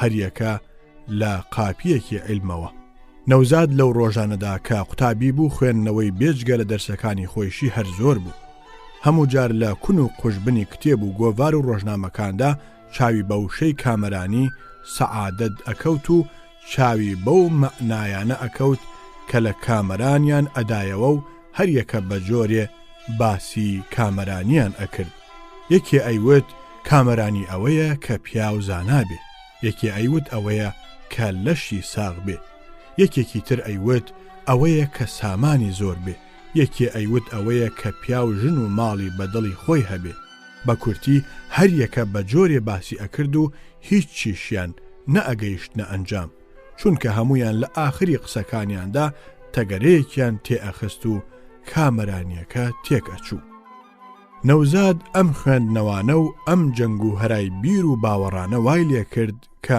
مورخی بپارێتە سەر دۆزینەوەی کامەرانی و هەستێ بچێ بسوڕێتەوە بزانێ کامەرانی چییە خوێندنی خۆی تەواو کرد و سامانی باوکیشی زۆرە ئەتوانێ بۆ ئەم ڕێگەیە چۆنی بوێ وا بکە هەستا لەم شار بۆ ئەو شار و لەم گوند بۆ ئەو گوند دەستی کرد بەگەڕان زیاتر مەبەستیشی لەم فرمانەیە ئەوەیە بزانێ کامەرانی لای کێ هەیە تا ئەمیش خۆی بکا بە ئەو وەکو ئەو بەو خۆشی و ئاسایشە ڕابوێرێ سەرەتا ڕێکەوتە دێک لەو کوێستانە کۆشکێکی گەورەی بەرچاو کەوت ڕووی تێکرد و چوو لە دیوەخانەکەدا دانیشت دیوەخانێکی گەورە گەلێ لە هی ماڵە گەورە جوانتر و خۆشتر بوو پڕفەرش کرابوو لە قاڵی کاشان سەماوەری هەشت تەرخان لەولاوە چەند خزمەتکارێک هەموو بە جلوبەرگی کوردی جوانەوە دەست لەسەر خەنجەر ڕاوەستاون و چاوەڕێی فەرمانەکەن دەوری کۆشکەکەش هەموو باغ و گوڵ و دارستانە نەوای بولبول و قمری و کۆتر و باریکە لە ناو دارەکانە دەنگیان لەگەڵ فریشتەی ئاسمانە تێکەڵاو کردووە ئەم دانیشت و زۆری پێنەچوو خۆر لە زەردەپەڕا بوو بەردیوەخانەکە شڵەژەی تێکەوت کە سەیری کرد و پیاوێکی کەڵەگەتی هەر زۆر جوان چاک دوو دەستە فیشەکی ڕاوی لە پشتایە و تفەنگەکەشی بەدەستەوەیە تفەنگی ڕاو سواری ماینێکی ڕەشبۆرە بووە و چەند سوارێکی تری لە پشتەوەیە 12 توولە و تانجی بە دەوریانە هەڵقونیانە چەند دانەیەکی شکەروێشک و مەڕەکێوی سەربراوە و بەسەر وڵاغێکەوەیە سواری لاوچاک دابەزی و چەند زەلامێک چوون بە پێشوازیەوە تفەنگ و فیشەکەکەیان لێوەرگرت و بەڕوویەکی خۆش و دەمی پڕ لە پێکەنینەوە هاتە دیوەخانەوە. تۆمەس ئەمە ئاغای وڵات و خاوەنی کۆشکە لە ڕاو بووە و هاتووەتەوە کە چاوی بە کوڕەی میوان کەوت. کوڕەش لە سەر و ڕواڵە تا پیاوێکی پیاوانە بوو نەوازشێکی زۆری کرد و لەوانە بوو وەکو شەکر لە بەردەمیان بتوێتەوە. دانیشتن و زۆر بەخۆشی ڕایان بوارد. کوڕ هەرچەندە سەیری ئەکرد هیچ ناتەواویەک لە ژیانی ئەم کوڕە ئاغایەدا نییە و ڕنگ و ڕواڵەتی بە تەواوی واپیشان ئەدا کە ئەوەی خەفەت و هۆی ناخۆشی بێ لە دنیادا توخنی نەکەوتووە. کوڕە دووسێ ڕۆژمایەوە و ڕۆژ بە ڕۆژ خزمەتی زیاتر ئەکرا و تاپۆی شادمانی لە ئاغادا زیاتر دەرئەکەوت. ئەمیش بە تەواوی کەوتە سەر ئەوە کە کامرانی ئەوەتە لە لای ئەو پیاوە و لە هیچ جۆر ناتەواوی نییە.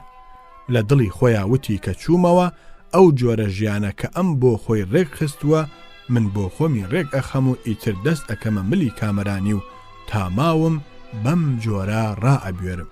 ئەو ڕۆژە کە ڕۆژی ڕۆیشتنی بوو دانیشت و لەگەڵ کوڕە ئاغادا کەوتە قسەکردن و وتی برا من وەکو بۆم دەرکەوت لەم چەند ڕۆژەدا تۆ لە هیچ شتێک ناتەواویت نییە و وا دیارە بە ئەندازەی سەری دەرزیەک ئەو شتانە کە ژیان ناخۆش ئەکەن نەهاتوون بەلای تۆدا. لەم دیدەنیەت کە کردم زۆر سوپاسگوزاریت ئەکەم چونکە خستمتە سەر دۆزینەوەی ڕێگایەکی شادومانی. ئاغا بەڕوویەکی خۆش و لێوێکی پڕ لە زەردەخەنە هاتە قسە و وتی بەڕاستی منیش ئەم چەند ڕۆژە بەهۆی ڕابواردنی لەگەڵ تۆدا هەچ خەفەت و ناگوزوریەکم هەبوو هەموویم لە فکر چووەوە کە ئەم ڕستەیەی وت. کوڕە کسپەیەک لە جەرگیەوە هات و لەبەر خۆیەوە وتی دیارە خراپ تێگەیشتوم. اینجا ئاغا بەردەوام بوو وتی داوای ئەوەت لێ ئەەکەم کە من و تۆ دوو براین و تاماوین پێکەوە ڕابوێرین و بەجێم نێڵی. کوڕە وتی چۆن بۆچی هیچ شتێک هەیە کە ئەم ژیانە جوانەی من لە تۆوە دیومە تێکی بدا وا داوای مانەوەی من ئەکەی لەگەڵ تابم؟ وتی هەر دەنگ مەکە و مەپرسە ئەوی من تایە یاخوا کەس تێیدا نەبێ. ئامۆزایەکم هەیە ئەمە چەند ساڵە لەسەر هەندێ بەرەجوود لێمان بووە بە کێشە و فڵانی دەردم ئەداتێ. سوار و سوور زەویەک هی منە و لێی داگیر کردووم. پەلاماری قاپی حکوومەتمدا سەیرەکەم ئەو زیاتر تووشی پارە و خەم و خەفەتی کردم. ئەمە چەند ساڵە من بەهات و چۆی ڕێگەی شار و پارە خەرجکردن لەم ڕێگەیەدا بە تەواوی پشتم شکاوە. ڕۆژێک لە سەرا چاوم پێکەوت کۆڵی حەماڵێ قاقەز و دەفتەر لەم ئیشەی منە دروست کراوە کەچی تازە هێشتا هەر هیچی دیار نییە. ئەگەر بڕوا ئەکەی نرخی زەویەکانی من گەلێکم ترە لەم پارانەی تا ئێستا من تایانم خەرج کردووە. ئەمە بێجگە لە پارەی ئەو هەموو قاقەز و دەفتەرانەیە کە لە قاپی حکوومەتە بۆیان دروست کراون چونکە خۆ ئەوانەش بە خۆڕایی پێک ناتون. ئەو کاک مەعمورە کە ئەوە ئەنووسێ ئەوەی لە چاپی ئەدا ئەوەی لەم ژوور ئەیبا بۆ ئەو ژوور ئەو مەرەکەبە ئەو قاقەزە ئەو قەڵەمە کە ئەمانەی پێجێبەجێ ئەکرێ هەمووی کراوە کەچی من هەر لە شوێنی خۆمم تو خوا برا وازم لێ بێنە دەرد و خەفەت کوشتومی. ئێستاش ئەم تکایەت لێ ئەەکەم کە لە لای من بمێنەرەوە. تۆ برا گەورە و من برا بچووک دڵم پێتەکرێتەوە. کوڕە وتی سوپاست ئەەکەم بۆ دۆستایەتی و ئەو هەستت بەرامبەر بە من بەڵام من بە شوێن شتێکە ئەگەڕام سەرەتا لاموا بوو لای تۆ دەست ئەکەوێ. کاتێک کە ئێستا سیر ئەەکەم ناز و نعمەت و کۆشک و دیوەخانی تۆش دوورە لەو شتە کەواتە بە دوعا. هەرچەندە کوڕە ئاغا تکایمانەوەی لێ کرد ئەم گوێی نەدایە ماڵاوای لێ کرد و بەجێ هێشت. ملی ڕێیگرت و وردە وردە ڕوبەڕووی شارێکی جوان بەڕێکەوت. هاتە ناو شارەکە و دەستی کرد بەگەڕان بەناو بازار و کۆڵانەکانە و چاوی ئەبڕیە ناو چاوی دانیشتوانی ئەو شارە. سەیری هەر کەسی ئەکرد لە گەورە و بچووک بە ئاشکرا بۆ کڕوزەی جەرگ سوتاوی و دووکەڵی پەژاری ئەچوو بە ئاسمانە. کتوپڕ لە لاکۆڵانێکە تەماشای کرد پیاوێکی ڕیشسپی نورانی دەستگایەکی لە بەردەمایە و پارچە چەرمێک لەو لاوەیە و گاز و گازنێک لەم لایەوە و جووتێک کەوشەکۆنی بەدەستەوەیە بە دەرزی و دەزوویەک خەریکە پینەی ئەکاو هەر تۆزە نەتۆزێک یەکێک دێت جووتێتری بۆ دێنێت و ئەمیش لێی وەرئەگرێ و بە تەواوی ڕووی گەش ئەبێتەوە. چوو لە نزیکی ئەم کابرایەوە ڕاوەستا و ئەو ڕۆژە هەر سەرنجی ئیشی ئەم پیاوە و سەرنجی سەر و ڕووە خۆشەکەی ئەم پیاوەی ئەدا کە کەوتە ئێوارێ تەماشای کرد پیاوەکە کیسەپارەکەی لە باخەڵی دەرهێنا دەرامەتی ئەو ڕۆژە سا هەرچەندە بوو لێکی دایەوە و بژاردی زۆری پێخۆش بوو. پاش ئەوە شتومەکەکانی کۆ کردەوە خستنیە هەمانەیەکەوە و دای بەشانیان ڕووە ماڵ بووەوە. ئەمیش شوێنی کەوت. سەیری کرد کابرا ڕووی کردە خانوویەکی بچکۆڵەی نیوەڕووخاو ئەو چووە خانووەکە و ئەمیش گەڕایەوە. ئەو شەوە چوو لە مزگەوتێک نووست. هەموو لە فکری ڕابواردنی ئەم پیاوەدا بوو کە چەند بەخۆشی و بێخەم و خەفەت ڕائەبوێرێ و وەکو بڵێت ئەوەی تۆی پەژارەیە توخنی ئەم پیاوە نەکەوتووە. وتی ببێ و نەبێ کامەرانی ئەوەتە لای ئەم پیاوە. سبەینێ منیش ئەچم دەستگایەک و چەکش و گازنێک لەگەڵ پارچە چەرمێکە ئەکڕم و لە لاکۆڵانێکە منیش بۆ خۆم دەست ئەەکەم بە پینەچێتی و بەو دڵخۆشیە کە ئەو ڕای ئەبوێرێ منیش ڕای ئەبوێرم. ئەو شەوە نووست و بەیانی هەستا نوێژی کرد و چووەوە بۆ شوێنی کابرای پینەچی. لەوێ ڕاوەستا زۆری پێنەچوو کابرای پینەچی بە خۆی و هەمانەکەیەوە هاتەوە و دانیشت و دەستی کرد بە ئیشکردن. بەڵام وەکو بڵێیت ڕووە خۆشەکەی دوێنێ نەماوە. کوڕە لەمە زۆر سەری سوڕمە.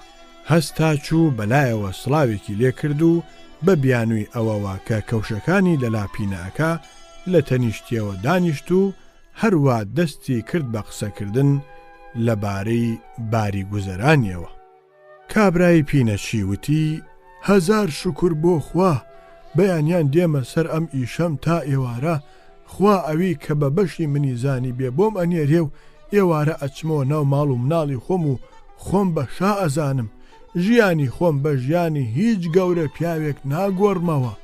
بەڵام کەوتی بەڵام ئەم دڵی داخورپە وتی بەڵام کوڕێکی فیقنەم هەیە بەلای خۆیەوە لە مەکتەبە خوێنێ لێم بووە بە ئاغای سەرمانان و بە خانی دیوەخانان بەیانیان هەڵ ئەستێ هەزار بڕوو بیانوم پێ ئەگرێ 3-4 جۆرە خواردنی ئەوێ پارەی گیرفان و قیتەقیتی ناو کۆڵانەکانی ئەوێ جلی جوانی دەخکرا و ڕۆنی فکولی سەری ئەوێ ئەو خەرج و باجەی ئەو لە منی ئەوێ قەرەنی ئاغا لە بایز ئاغای باوکی داوا ناکە ئیتر چاوی لەوە نییە کە من پیاوێکی هەژاری پینەچیم تا 2 قەران پەیداکەم 1000 دەرزی و درەوشە ئەچێ بەدەستما و 1000 کسپە لە جەرگمەوە هەڵەسێ چاوی لەوە نییە کە ئێمە لە ماڵ خێزان بارین ئەگەر هەموو دەرامەتەکەی من ئەو خەرجی کا خێزانەکە چی بکەن و چی بخۆن سەرباری ئەمانش کاسە ئەکەوێت لە کەوچک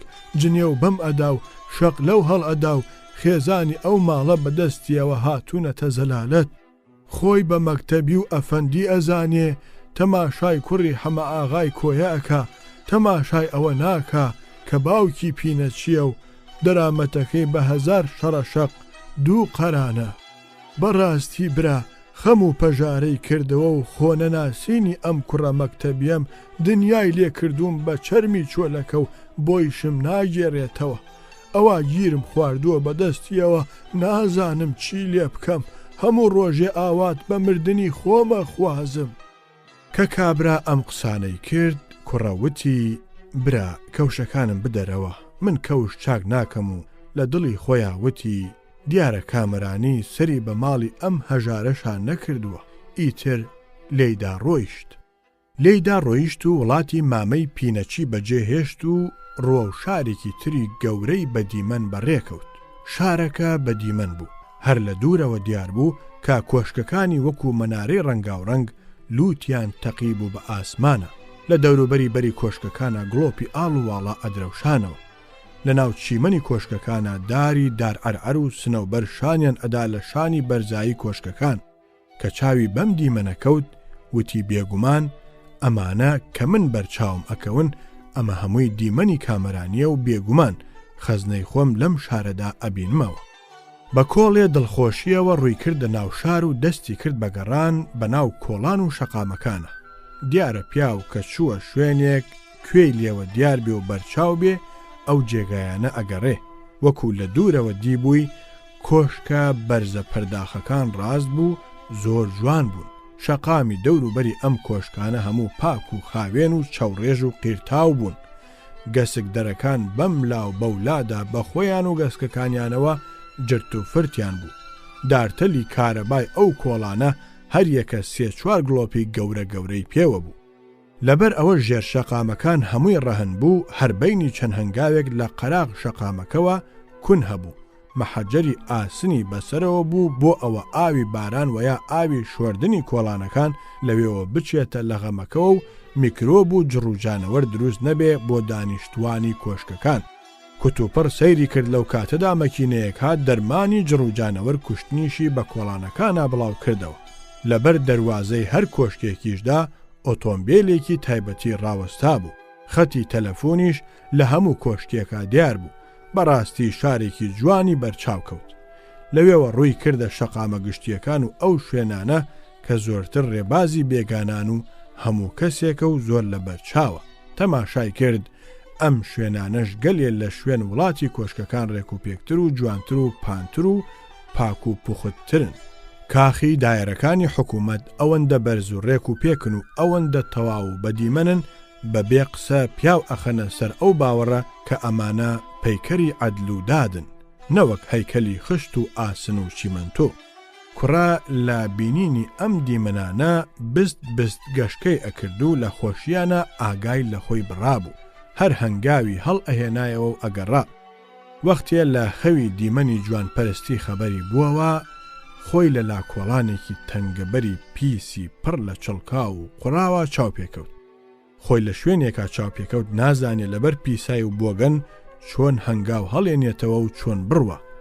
خانووەکان هەموو وەکو کۆلیتی ماڵە دۆم وابوون.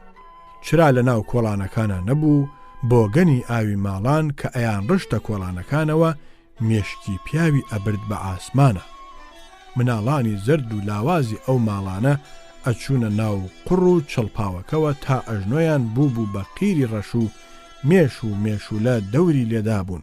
بە جۆرێکی وا هەموو خوێنی لەشیان مژی بوون. کوڕا ئەمانەی زۆر بەلاوە سیر بوو. وتی ئەمە چییە؟ من لەکوێوە کەوتمە کوێ؟ بە هەر جۆر بوو خۆی لەو کۆڵانە دەرباز کرد و چووە کۆڵانێکی تر سەیری کرد ئەو خراپتر. وتی کەواتە با من چاک بگەڕێم. چاکی لێ بەلادا کرد هەموو شارەکە گەڕا. ئەو شوێنانە کە دوورن لە ڕێبازی هاتو چووەکەران تەماشاکە یەک لە یەک خراپترن. تۆمەس ئەمە لەم شارەدا تەنها ئەو جێگایانە کە لە بەرچاو ئەو گەڕەکانە کە شوێنی پیاوە گەورەکانە زۆر بە جوانی تەماشایان ئەکرێ و شوێنەکانی تریش لە ناو ئەو پیسای و بۆگەنەدا ئەتلێنەوە کە ئەمانەی بەرچاو کەوت. وتی ئافەرم عەدالەت و کامەرانی. گەڕایەوە بۆ گەڕەکی پیاوماقوڵان. ئەهلی وڵاتی پیاوماقوڵان هەمویان ڕوومەتیان وای پیشان ئەدا کە لە بەزم و خۆشیدان و هەموو لە کۆشکی کامەرانیدان. لەو کاتەدا کت و پڕسەیری کرد پیاوێکی بەدیمەن لە یەکێ لە کۆشکەکانەوە هاتە دەرەوە و هەموو لەشی هەر پێ ئەکەنی. لە پێش هاتنە دەرەوەی ئەودا شۆفێرەکە ئۆتۆمبیلەکەی لە گەراجی کۆشکەکە هێنا بۆ دەرەوە و دەرگاکەی کردبووەوە. پیاوە بەدیمەنەکە هات و سوار بوو. شۆفێر دەرگاکەی داخستەوە و چوو لەغاوی ئۆتۆمبیلی گرت بەدەستەوە لێی خوڕی بەسەر شەقامە جوانەکانە. کوڕا کە دیمەنی ڕەنگ جوان و گۆنای سووری ئەم پیاوەی چووە دڵەوە. وتی ببێ و نەبێ ئەم پیاوە یا خۆی تاپۆی کامەرانیە و چووەتە پێستی ئەمەوە و یا بەلایانی کەمەوە بەشێکی زۆری لە کامەرانی هەیە، بەڵکو بچم و ئەم تەلیسمەم بۆ بشکێ. ئۆتۆمبیلی بەکرێ بەسەر شەقامەکاندا ئەڕۆیشت. ئەویش هەر خێرا بانگی ئۆتۆمبیلێکی کرد و سوار بوو بە شوێن کابرای گۆناسووری خاوەن کۆشکا تێیتەقان. زۆری نەخایان ئۆتۆمبیلی پیاوەکە لەبەر کۆشکێکی گەورەدا ڕاوەستا و لێی دابەزی و ڕووی کردە کۆشکەکە. ئەمیش دابەزی و بە شوێنیان ڕۆیشت، مەگەر ئەمە شوێن سەرای حکوومەتە و ئەو پیاوەش پیاوێکی گەورەیە لە حکوومەتە. لە ژوورەکەی خۆی دانیشت. مایەوە سەر ئەمیش شڕەبارە و دیمەنێکی وای نییە چۆن ئەتوانێ خۆی لە پیاوێکی وا گەورە نزیک بخاتەوە. ڕەوشتی ئەم کوڕەش وابوو بیویستایە لەگەڵ هەر کەسێک ببێ بە ئاشنا لە ڕواڵەتا خۆی ئەبردە پای ئەو کەسە. کابرای پیاماقوڵی لە ژوورەکەی خۆی جێهێشت و هاتە دەرەوە بە فڕکانێک چوو لە یەکێ لە کۆگا گەورەکانە دەستێ جلی زۆر نایابی هەڵگرت کە شایەنی شابێ. لەولاوە ئۆتۆمبیلێکی مۆدیلی ئیم ساڵی بەکرێ گرت و پێیوت بمبە بۆ فڵانە شوێن و لەوێش چاوەڕێم بکە تا دێمە دەرەوە. گر بە ترۆمبیل لەبەر قاپی سەرادا وەستا و کوڕەدا بەزی. فەڕاش و شتەکە چاویان پێکەوت ڕێگەیان بۆ چۆڵ کرد و سەلامیشیان بۆ ئەگرت. سەیرتریش ئەوە بوو نەیان ئەزانی ئەمە کێیە. ئەم بەوی ئەود ئەمە بەگە و ئەو بەوی ئەود نا ئاغایە. ئەمیش بە سەربەستی لێیدا ڕۆیش تا گەیشتە بەر دەرگای کاورای زلە. دەرگاوانەکەی ئەویش دەرگای بۆ کردەوە و چووە ژوورەوە. کە چوو سەیری کرد وا کابرای ئاشنای لەو سەرەوە لەسەر سەنگەلیەکی نایابی یایلی دانیشتووە و مێزێکی هەر فرە گەورەی لە داری گوێز دروستکراوی بریقەداری لە بەردەمایە. سەرەکەی پڕیەتی لە قاقەز و فایل هەڵچنراوە. زەنگەکە بە پشتەریەوەیە. چواردەوری ژوورەکە بە مۆبیلیاتی جوانی تازە پڕکراوەتەوە. چەند کەسێکیش لەوێ دانیشتون هەر یەکە فنجانێ قاوەیان لە بەردەمایە. ئەمیش چوو سەڵامێکی دایە حازری خوا حەقا هەمویان هەستان. دیمەن و جلو بەرگەکەی ئەم دیمەن و جلو بەرگ نەبوو. هەموو کەس شەرمی لێ ئەکرد. ئەمیش دانیشت و قاوەیەکیان بۆ هێنا کە ئەم چوو بەگە خەریک بوو باسی ڕابواردن و ئاهەنگی وڵاتەکانی ئەوروپای ئەگێڕایەوە بۆ میوانەکانی کە چۆنی ڕابواردووە و چۆن هەر شەوە لە شوێنێک ڕۆژی کردوێتەوە کە قسەکانی ئەگێڕایەوە ئەتوت شەکر لە دەمی ئەبارێ. شەکرێکی وا کە بە درێژایی زەمان هەر شیرین بێ. کابرای لای خۆمان وتی لێگەڕێ پیاوی کامەرانم دەستکەوت و کە چوومەوە منیش ئیتر وەکو ئەم ئەکەم. کوت و پڕ زەنگی تەلەفۆنەکە لێیدا بەگبەرزی کردەوە و هەلاو دیار بوو بە قسەکانە کە باسی ڕابواردنی شەوی ڕابردووی ئەگێڕایەوە. ئەمیش دۆستێکی تر بوو کە ئەو تەلەفۆنەی کردبوو. با یادکردنەوەی ڕابواردنی شەوی زیاتر لە چارەکە سەعاتێ خەریک بوو. قاقای پێکەنین ئەچوو بە ئاسمانە. لەم کاتەدا کە ئەم خەریکی تەلەفۆنەکە بوو فەڕاشەکە هاتبووە ژوورەوە وەستا بوو کە بەگ تەلەفۆنەکەی دانایەوە. فەڕاش وتی قوربان ئەو پیاوانە لە دەرەوە چاوەڕێی ئەوراقەکانیان ئەکەن کە لە خزمەت جەنابتانایە. هەر فەڕاش ئەمەی وت بەگ لێی تووڕە بوو وتی بچوارە دەرەوە چاوت لێ نییە میوان دانیشتون بچووە پیایان بڵێ سبەی نییە بێنەوە. فەڕاشەکە چووە دەرەوە ئەو لەگەڵ میوانەکان کەوتەوە قسەکردن و تەواوکردنی باسەکەی ئەوروپای. لەو قسانە بووەوە و نەبووەوە یەکێ لە میوانەکان لی پرسی وتی مەسەلەکەتان لەگەڵ خانەبەگدا چی لێ هات؟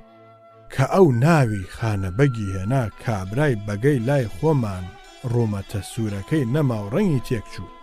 ئەو کوڕەش بۆیە دانیشتووە چاوەڕێی هەستانی میوانەکان ئەکا کە ئەوان بڕۆن و ئەم هەندێ پرسیاری زیاتر ڕوونبوونەوەی کامرانی لە بەگ بکە کەچی بەگ دەستی کرد بە قسەکردن و هەناسە هەڵکێشان. وای لێ هات وەکو لە هەموو ژیانیا کاتێک خۆشی نەدی بێوا بوو. کەوتە دەردە دڵکردن. هەر کەوتە ئەم قسانە کوڕە سەیری کرد وەکو لە دنیادا لەم کابرایە خەمبارتر و لەمە پەرێشانتر نەبێ وایە.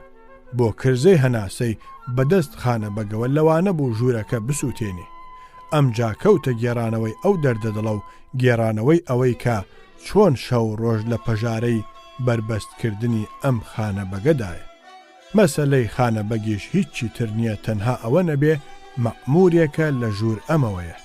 ئەیەوێ ئەم لەو شوێنە نەهێڵێ بینێرێتە شوێنێکی تر و سەرڕای ئەمەش لەوانەیە بوو بێ بەهۆی دواکەوتنی تەرفیعەکەشی. ئیتر جا نازانم ئەم ناکۆکیەیان لەبەر چییە.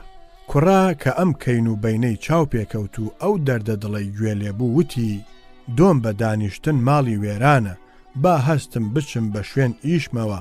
ئەمیشیان فت لە شوێنەکەی خۆی ڕاست بووەوە و بەگ پێیوت جەنابتان فەرمانێکتان هەبوو؟ وتی بەڵێ بەڵام وەختێکی تر بە خزمەتتان ئەگەم ئێستا میوانتان هەیە. ئەمەی وت و هاتە دەرەوە و ڕۆیشت.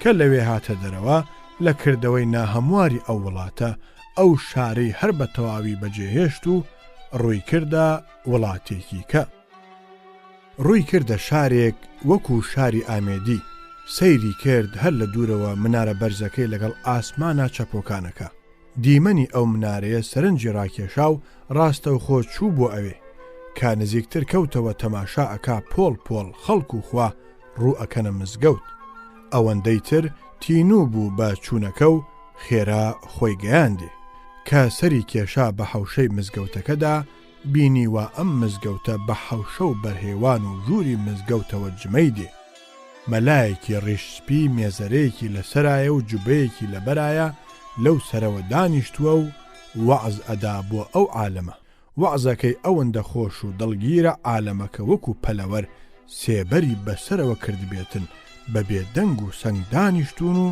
گوێی بۆ ڕائەیەڵن ئامۆژگاریەکانی وەکو داشەکانی شەترنج ئەیسوڕێنێتەوە دەمێک لە باری ڕۆژی دوای و ناز و نعمەت و خۆشی بەهەشتەوە قسە ئەکا دەمێ لەلایەن کردەوەی چاکە و دەستوری هەڵس و کەوتی ئادەمیزاد و مسلمان لە بەینی یەکا ئەدوێ دەمێ بە نوکاتی شیرین و جوان باسی ڕابواردنی مێژووی پیاوانی ڕابردووە و ڕووی عالەمەکە ئەکاتە خۆی لە مەعبەینی هەر چەند قسەیەکە ئەیباتەوە سەر ئەوە کە دنیا هیچ نییە و پیاو نابێ ئەرک و خەم و خەفەتی هەڵبگرێ مادەم دنیا مانەوەی نییە و ئەبڕێتەوە کەوا بوو ئەو چوار ڕۆژە کە پیاو تایەتی بەخۆشی و بەفراوانی و دڵ ڕای بێرێ و فەرمانبەرداری خوا بکە بە هەموو ئامانجێکی لە ڕاستیدا ئەم قسانە کاری کردە کوڕە و لە عالەمەکەی تر زیاتر عاشقی قسەکانی مەلاکە بوو بە تایبەتی کە سەیری ئەکرد مەلا بە دڵێکی پاک و ڕاستەوە قسەکان ئەکاو سەر و ڕوومەتی ئەو گەواهەیە بۆ ئەدا کە خۆی لە هەموو کەس دڵخۆشتر و بێپەرواترە بەرامبەر بە دنیا و بە ئێش و ئازاری دنیا بە تەواوی هاتە سەر ئەوە کە چەند ڕۆژێک لەم شوێنە بمێنێتەوە و لە ئامۆژگاریەکانی مەلای نورانی سوود وەربگرێ و پاشان بچێتەوە بۆ وڵاتی خۆی بەو ژیان و دڵخۆشیە کە ئەم مەلایە ڕای ئەبوێرێ ئەویش وا بکە وا دیارە کامەرانی و سەعادەت باڵی بەسەر ئەم مەلایەدا کێشاوە و ڕایەڵێکی مەعنەوی ئەم کوڕەی ڕاکێشاوە بۆ ئەوە کە ئەمیش بێت لە ناو دەریاچەی ئەو کامەرانیەدا مەلە بکە چەند ڕۆژێک بەم جۆرە کوڕە دانیشت و ڕۆژ بە ڕۆژ و سات زیاتر شەیدای ڕواڵەت و مەعنەویاتی مەلا ئەبوو هەموو وەختی کۆڕی وەعزەکەش وەکو پورەی هەنگوا بوو لە پاش چەند ڕۆژ بڕیاریدا کە سبەینێ مەلا و وڵاتی مەلا بەجێ بێڵێ و بگەڕێتەوە بۆ وڵاتی خۆی ئەو شەوەش بەسەر چوو سبەینێ وەکو دەستوری ڕۆژەکانی تر چاوەڕێی هاتنی مەلای کرد بۆ سەر کورسی وەعز بۆ ئەوە ماڵ ئاوایی لێ بکە و بڕوە مەلا هەر دیار نەبوو خەڵکەکە چاوەڕێ ئەکەن مەلا هەر دیار نییە کوڕا لە نەهاتنی مەلا زۆر عاجباتی هات تەماشای کرد لەلایەکی حەوشەی مزگەوتەکەوە لە بەردەم یەکێ لە ژوورەکانە مردم هاتوچۆ ئەکەن و بەپەرۆشن ئەمیش هەستا و ڕووی کردە ئەوێ سەیری کرد وا مەلا لەو ژوورەدا کە ژووری دانیشتنی بوو دانیشتووە و وەکو بارانی بەهار ئاو بە چاویا دێتە خوارەوە هەناسە هەڵ ئەکێشێ و فریاد و فوغان دەکا کوڕا کە چاوی بەمەکەوت تاسێک بردیەوە و ئەو تاسە کە تا ئێستا ئەم مەلایی بەکانی کامەرانی ئەزانی ئێستا ئەم گریان و زاری و پەژارەیە لە چییە کامەرانی لەکوێ و ئەم فریاد و ئەندۆهە لەکوێ خەڵکەکە دەوریان لە مەلادا بوو دڵیان ئەدایەوە و دڵنەواییانە کرد ئەمیش چوو لە ناویانە دانیشت بۆ ئەوە بزانێت چ باسە مەلا بەدەم قوڵپی گریان و جگەری بوریانەوە ئەیوت کوڕەکەم کوڕ نەبوو مایەی بەختیاری و ئارامی گیانم بوو بەریداری بەرداری هەردوو دنیام بوو هۆی ژیان و بەندی جگەرم بوو من ئاگام لە هیچ نەبوو ئەو ژیانە چاکە و ڕابواردنە نایابە کە ئێوە ئەتان بینی ئەوانە هەمووی ئەو بۆی دروست کرده بووم لە بەیانیەوە تا ئێوارە من ئەهاتم بۆ مزگەوت بەبێ ئەوە چاوم بڕی بێتە دەست یەکێک و ئێوارە کە ئەچوومەوە نان و خواردەمەنی ئامادەیە جل و بەرگم پاک و پوخت شوەراوە بۆ ئەوە کە بەیانی لەبەری کەم ماڵ و خێزان هەموو لە جۆشی خۆشی و خۆشگوزەرانیدان ئەمانە هەموو بەهۆی کۆشش و تەقەلای ئەو کوڕەمەوە بوو ئێستا مردن نەمامی لە باخی جوانیدا هەڵکێشا و دنیای ڕووناکی لێکردم بە شەوە زەنگی تاریک. ئیتر بەچیمەوە لەمە و دوا بتوانم بمێنم و چۆن ئەو دڵ و سەودایە کە بوومە بمێنێتەوە. ئەمانەی ئەوتوو ئەیدا بەسەری خۆیان و ئاو بەڕیشە سپێکەیە ئاهاتە خوارەوە. ئەتوت بە هیچ جۆر ئەو پیاوەی دوێنێ نییە کە ئامۆژگاری خەڵکی ئەکرد و پێ ئەوتن گوێ بە پەژارەی دنیا مەدەن. ئەتوت بە هیچ جۆر ئەو پیاوە واعزەکەی دوێنێ نییە کە خەرمانێکی ئەلم و زانیاری و هێمنی بوو کەچی ئەمڕۆ وەکو کەسێک تاقەوشەیەکی علم و زانیاری نەزانێت و نەخوێندەوار بێ وابوو. کوڕا کە ئەمەی چاوپێکەوت وتی دیارە من بە هەڵەدا چووم کە ئەموت کامرانی ئەمەتە لای ئەم پیاوە و ئەم خۆی کامران نییە. وتی ئەمیش هیچ هەستا بە ناهومێدی ئەو وڵاتەشی بەجێهێشت.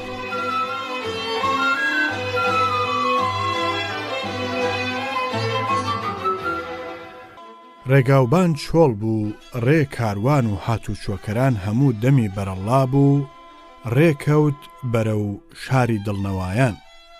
ڕووە و ئەو شارە کە دانیشتووەکانی هەموو هەریەکە خەریکی کار و کاسپی خۆیان بوون. بەم هۆیەوە پیاوێکی بێکاری تیا نەبوو. لەبەر ئەوە هەر کەسە بە ئیشی خۆیەوە خەریک بوو، سەری ئەوەیان نەئەپرژا باسی یەک بکەن و لە پاشەملە دەست بکەن بە ناو ناتۆرە لە یەک هەڵهێنان. چونکە ئەم ڕەوشتیان نەبوو، خوش پێیدا بوون، هەمویان دەوڵەمەند و خاوەن سامان بوون. وڵات لە وڵاتێکی کامەران ئەچوو، دڵخۆشی دەسەڵاتی هەیە بەسەر دیمەنپەرستیدا. ئەگەر دڵخۆش بوو کاروباری ڕواڵەتیش ڕێک و پێک ئەبێ. ئەمانە هەبوو بۆیە ئەم شارە لە دیمەنی ڕواڵەتیدا لە هیچ شتێک ناتەواوی نەبوو. بەو بۆنەوە کوڕەوتی شوێن هەوارێکی چاکم دیەوە. ئەم شوێنە دیارە بەهاری دوو بەهارە. دەست لە دەست و قووەت لەخوا خەریکی گەڕان بوو بەناو شاردا سەیری دیمەنە جوانەکانی ئەکرد و سەیری ڕوومەتە گەشەکەی دانیشتوانی ئەم شارەی ئەکرد. کوت و پڕ ڕێکەوتە گوزەری توجارەتخانە و کارخانەیەکی گەورە، سەرایەکی گەورە بوو، ئەوی پێویستی ئادەمیزاد بێ بە خەروار تایە هەڵدرا بووەوە. کارگەچی و شاگردەکان بەم دەست و بەو دەست شتیان ئەفرۆشت و دراویان وەرئەگرت و بە هیچ چارە نەئەگەیشتن.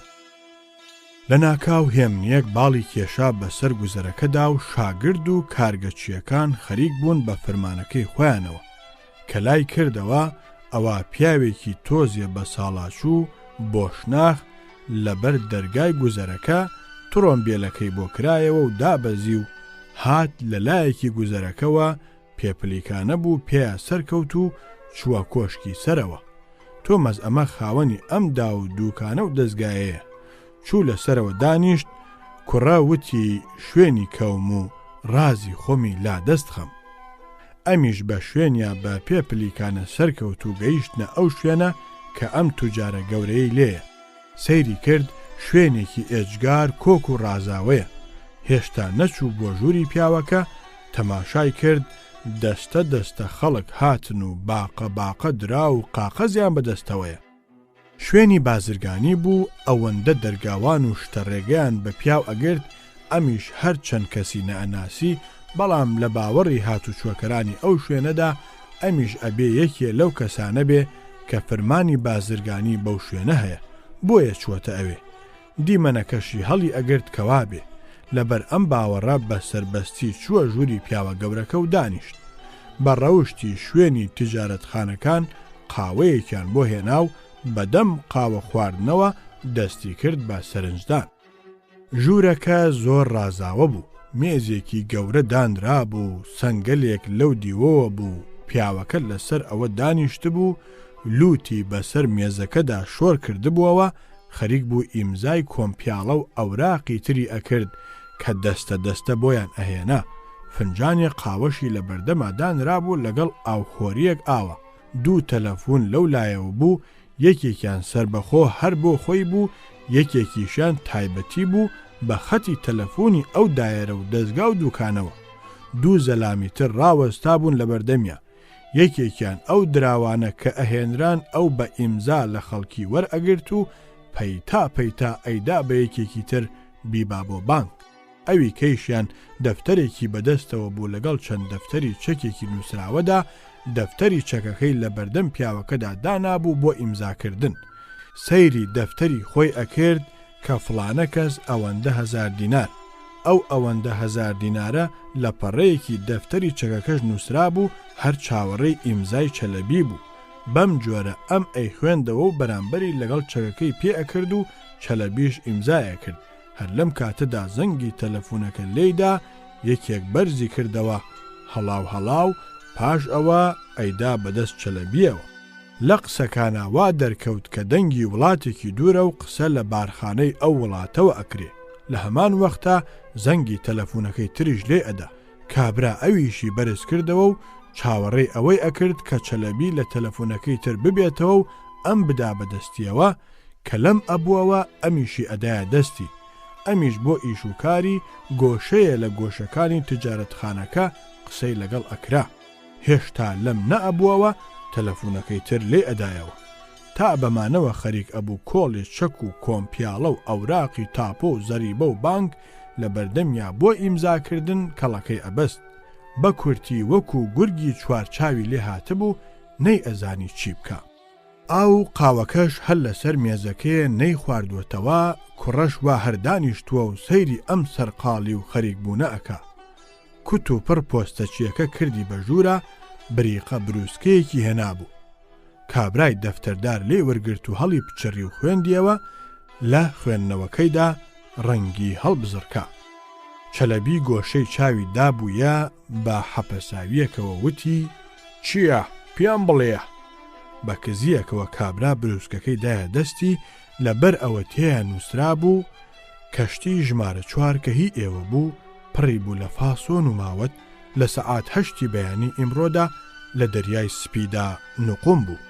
کابرا سارد بووەوە و بە بێهۆشی هەردوو مەچەکی خستە سەر مێزەکەی بەردەمی و سەری خستە سەری.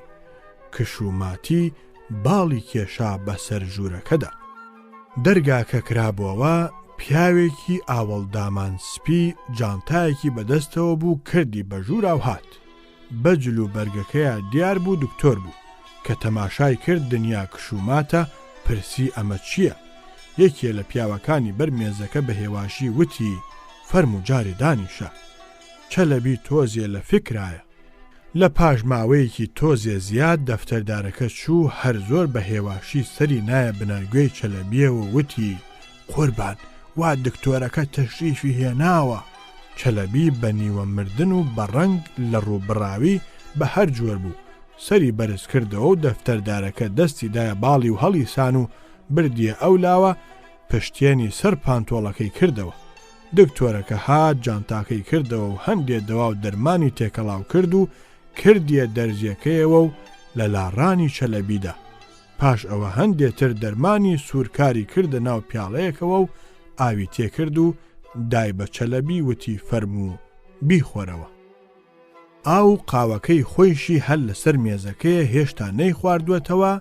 دکتۆر دیسان جانتاکەی تێکدایەوە و دەرمانێکی تری گرتەوە و کردیە ناو دەرزیەکی تر و ئەوەشی دا لە باڵی چەلەبی. دەرزیەکەم هی هێز قووەت بوو، دەرمانی ناو پیاڵەکە هی نەخۆشی مەعیدە بوو، دەرزی دووەم هی نەخۆشی شەکرە بوو. پاش ئەمانە قاقەزێکیشی دەرهێنا، تۆزێ دەرمانی سپی و وشکی تێکرد بە ئەندازەی ئەوە کە خۆی ئەیزانێ.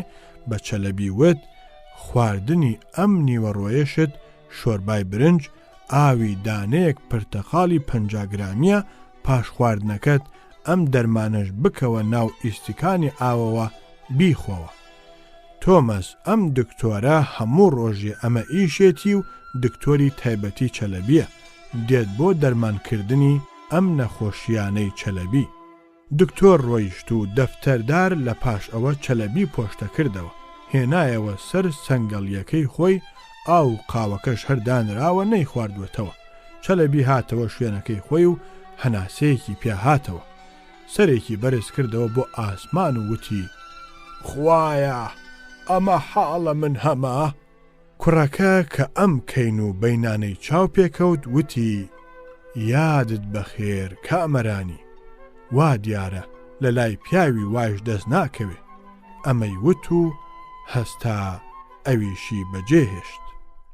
نەوەک هەر ئەوێ بەڵکو هەر بە تەواوی وڵاتی چەلەبی بە ناهومێدی بەجێهێشت. کاروان بە کاروان چووە شارێکی کەوە. ئەو شارە کە زۆری نەماوە شاری کامەرانان و یا شارستانی شادومانان بێ.